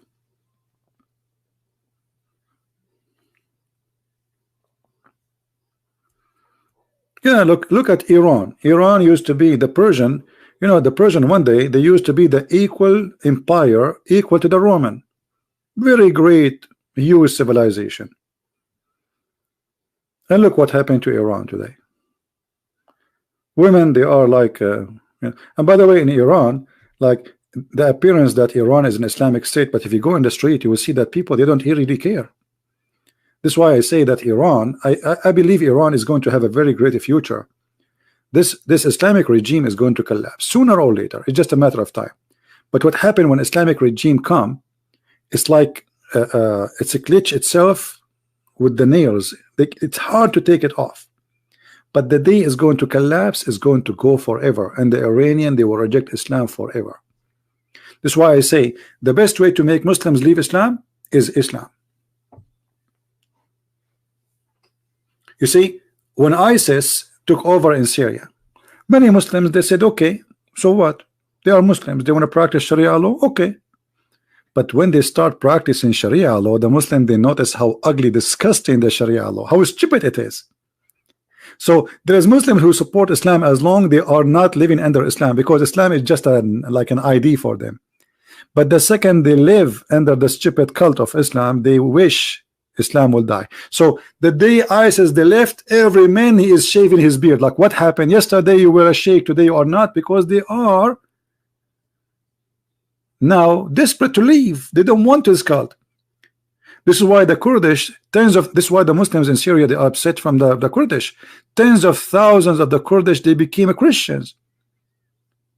Because ISIS showed them a new image which they did not notice. Those Kurdish, all what they know about the Prophet, he was a wonderful man, the Quran is a good book, you know, respect your parents. Okay, they are his born as a Muslim, that's it. But they don't know much. But when Islam came, the real Islam came, and the real practice of Islam came, and this is ISIS. You see those who say to you ISIS is not Islam, they are a big fat liars. Name for me one thing ISIS did Muhammad did not do. You cannot find. Muhammad, he ripped a woman, she is over the age of 80, her name is Qurfa, into two pieces by tying her into two camels. Muhammad kidnapped, Muhammad he raped, Muhammad he steal. Even Muhammad was accused of his followers that he stole an underwear. At that time there was really not really underwear, but this is like under clothing. You can say, you can call it underwear. And the funny, Allah, he made a verse in the Quran saying it's not for a prophet to be an underwear thief. Okay, where is the underwear? Until now this underwear is missing. And they are fighting about what? They are fighting over a theft, which means already those the Muslims now are fighting with their prophet. Who took this underwear? And the underwear was a theft. They are fighting over the theft.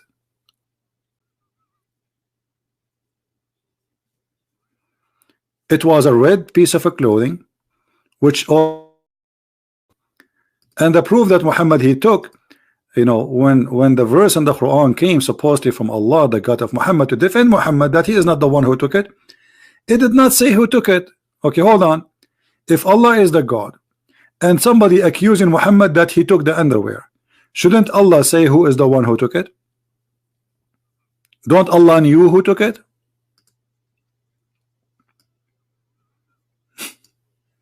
You know what I mean? So either Allah is not God, he do not know who took it, or Muhammad is the one who took it. This is why he could not say it, you know, this is the one who took it.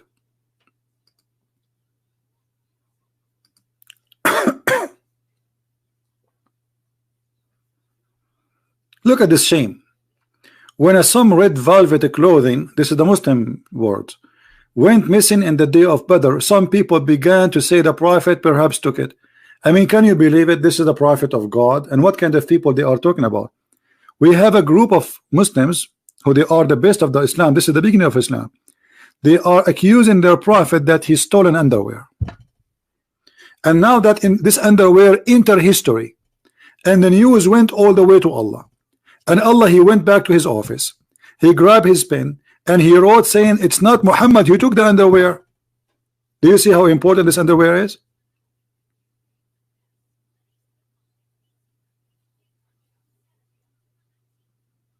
Do you see how important it is? To the point Allah is talking about it.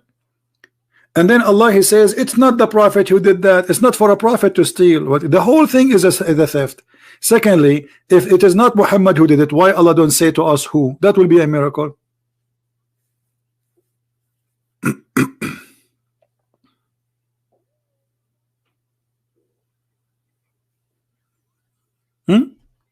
Why Allah did not say who took the underwear?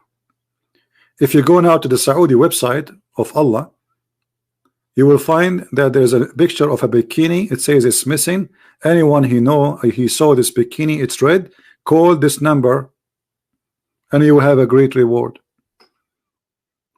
What kind of God he do not know where is the underwear?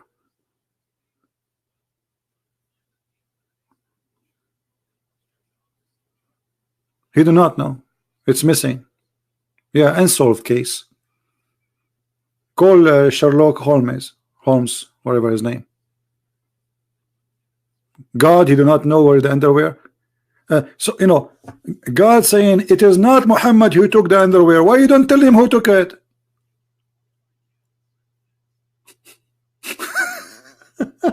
I mean, you see how silly this verse is?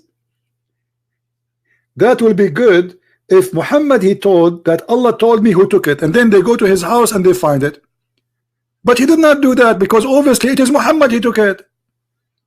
The piece of a cloth, it was there. They stole it from the Arab, and now they are accusing Muhammad that he is the one who took it, and now Allah getting involved.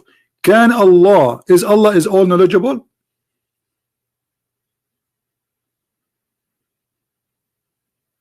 Obviously, he is not all knowledgeable.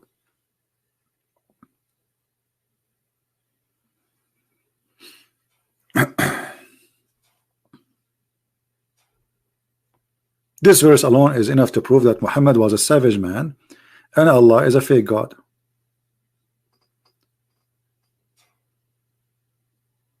Otherwise, Allah should tell us who is the one who took the underwear. If Allah did not want to tell us who took the underwear, he have to explain why. He's a thief. He's against Allah. Supposedly. Why Allah is covering for him? Maybe Aisha took it?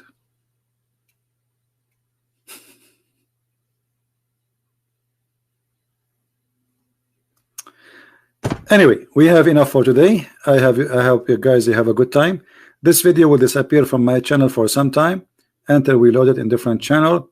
So search after, like, let's say 2 or 3 hours maybe, how Muhammad became the last prophet, and you can download it.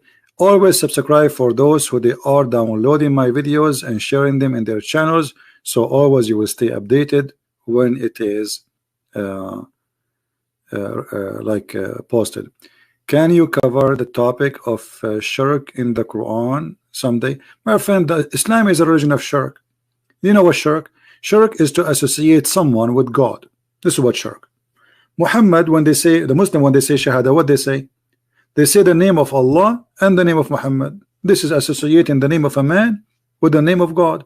Not only that, they associate the knowledge of Muhammad with the knowledge of God. That is shirk. You remember when Muhammad he says to his companion, do you know where the sun set? This is a statement. The Muslims always they say to Muhammad, Allah and his messengers knows best. But this is shirk.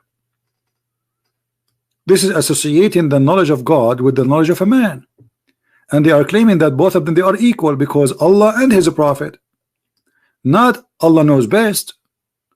If Muhammad he learned from Allah, then Muhammad should not accept the Muslims saying Allah and his messengers knows best. He should say no, only Allah knows best. But look, Muhammad he never refused people saying to him Allah and his messengers knows best. All right. Just having two being together is a sentence isn't it a shirk? No, it is because you're associating the knowledge, the ability of a man with God, and you are witnessing for a man and God in a one sentence, when you should only worship only Allah. And let me show you the Jews fixing the stupidity of Muhammad. Let me see if I can find the hadith.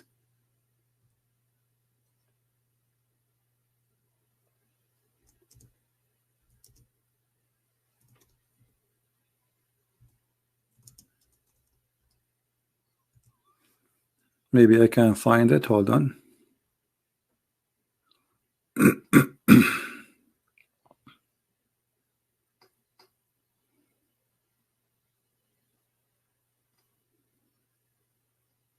You see, here we go. This is the first one. Look at this. A man is correcting Muhammad. You see, this is the Muslim hadith. Ibn Abbas said, a man, he said to the Prophet, whatever Allah wills and you will, he said, you have put an equal with Allah. You have put a man an equal with Allah. It should be only if Allah will. And not only that, this person is a Jew. Look what the Jew he said to Muhammad. He said to him, you are a mushrikeen. You Muslims are mushrikeen. Read carefully. Listen, Muhammad Qasim, read Allah. Muhammad Qasim, shall I call you so we can laugh? Do you want me to call you? Huh? It's in front of you. I want you to read this one. Go ahead. Let me call you. Answer. Let us laugh.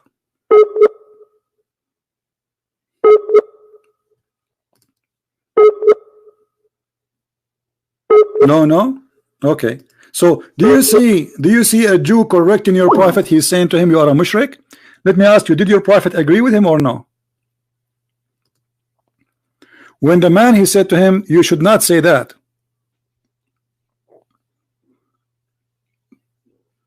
Who's a Muslim when I say? When the Jewish man, he said that to Muhammad, that you Muslims, you are committing shirk.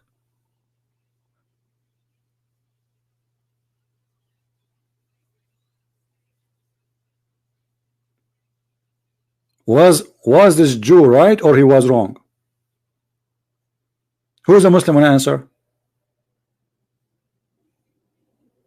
Any Muslim? Who agree with this Jew? Is he right or he is wrong? Correcting Muhammad.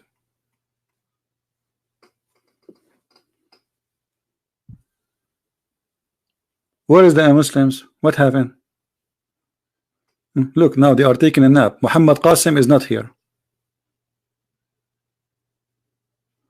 The Jew was wrong. Guys, be my witness. Muhammad Qasim, he said the Jews was wrong. Be my witness. Just to show you how hypocrite they are. Will your prophet, he agree with him? Your prophet, he says from now on, don't say that. He just said the Jew is wrong. He just said the Jew was wrong, but Muhammad, he agreed with him and he told him from now on, do what the Jew said.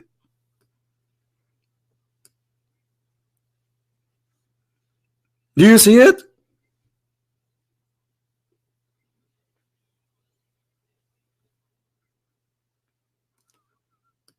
Muhammad, he said to them from now on, don't say that, which means do as the Jew he said. Let us go. Hold on.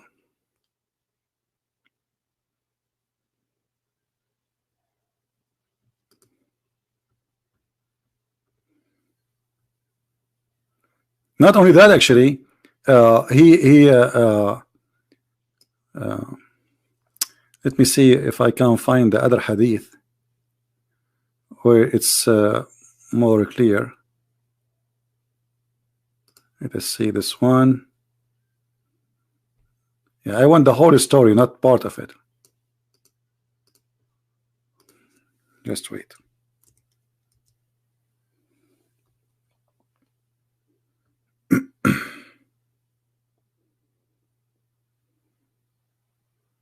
Here we go. Read and laugh. The prophet, he ordered them to do the same as the Jew he said. And Mr. Muhammad Qasim, he said the Jew was wrong. Do you see it, guys? Read carefully. It was narrated from Abdullah ibn Yasir from Qatada that a woman from Juhayna, that a Jew came to the prophet and said, who came? A Jew. Do you see it, people? Let me take the text of this guy. A Jew, he came and he said to Muhammad, you Muslims, you say that you are putting equal to Allah, associating others with him. You say whatever Allah wills and you will. And you say by the Kaaba, Muslim Muhammad and his followers, they swear by the Kaaba at that time. So the prophet commanded them, if they wanted to swear an oath, to say by the Lord of the Kaaba and to say whatever Allah will, then what you will. Do you see it? So Muhammad, he changed his religion just because of a Jew saying that. You believe it? Muhammad, he changed the way he act, the way he do things, the way he believe, by the correction of a Jew walking by. And Muhammad Qasim, he witnessed saying that the Jew was wrong All of you saw what Muhammad Qasim he said. That means Muhammad is wrong too. Because if Muhammad agree with the wrong and he do what he said, obviously Muhammad is wrong.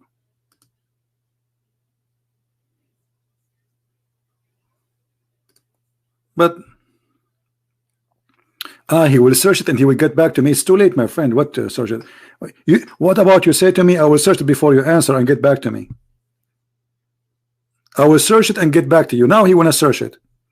A second ago, the Jew was wrong. The hypocrisy. Hypocrisy. You know, now he want to search it. Brother and sister, I'm going to search it. I'm going to back to you. Because simply I was a fool. And I was giving you an answer which could be correct. And as long as the prophet agree with the dude, it means the dude was not wrong. Thank you very much.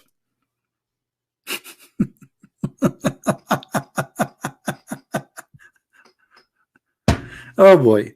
The same as Abbas today, he was correcting the prophet. The prophet doesn't make sense. It's not logical that he ate, you know, etc. And then he say he is dying from poison. And then after I said to him, so you are saying your prophet, he have no logic. At the end, you have to say maybe the hadith have a problem. Mad, stupid cult. Anyway, guys, thank you for being here. I have enough headache for today. I will try to be live on air tomorrow. If not, for sure, it will be Sunday because we have Dr. Hassan. He is going to come to debate me. And you know Dr. Hassan, he's very serious doctor. He's very strong in knowledge. And he will prove to us that Quran is a book of science. So we will have a really very interesting topic tomorrow. Not tomorrow, the day after, in Sunday. And now, usually I say maybe, sometimes I think I'm not going to go live. I want to take a break. But usually I cannot really. I mean, I get tempted to go and beat this cult. So let us see if I can resist until Sunday or not. Don't forget to subscribe and turn your option notification on, and watch my post in Patreon because I post when I'm going to go live. Or you can subscribe to Instagram if you have an account there. You can subscribe to my account because most of the time I post and I say I'm going live on air. Join us if you care. So I want to say thank you guys for being here. May the Lord bless you. And until we see you soon again, Christ is Lord. Islam is stupid, literally, not only false. Made by the man for the foolish man. Thank you.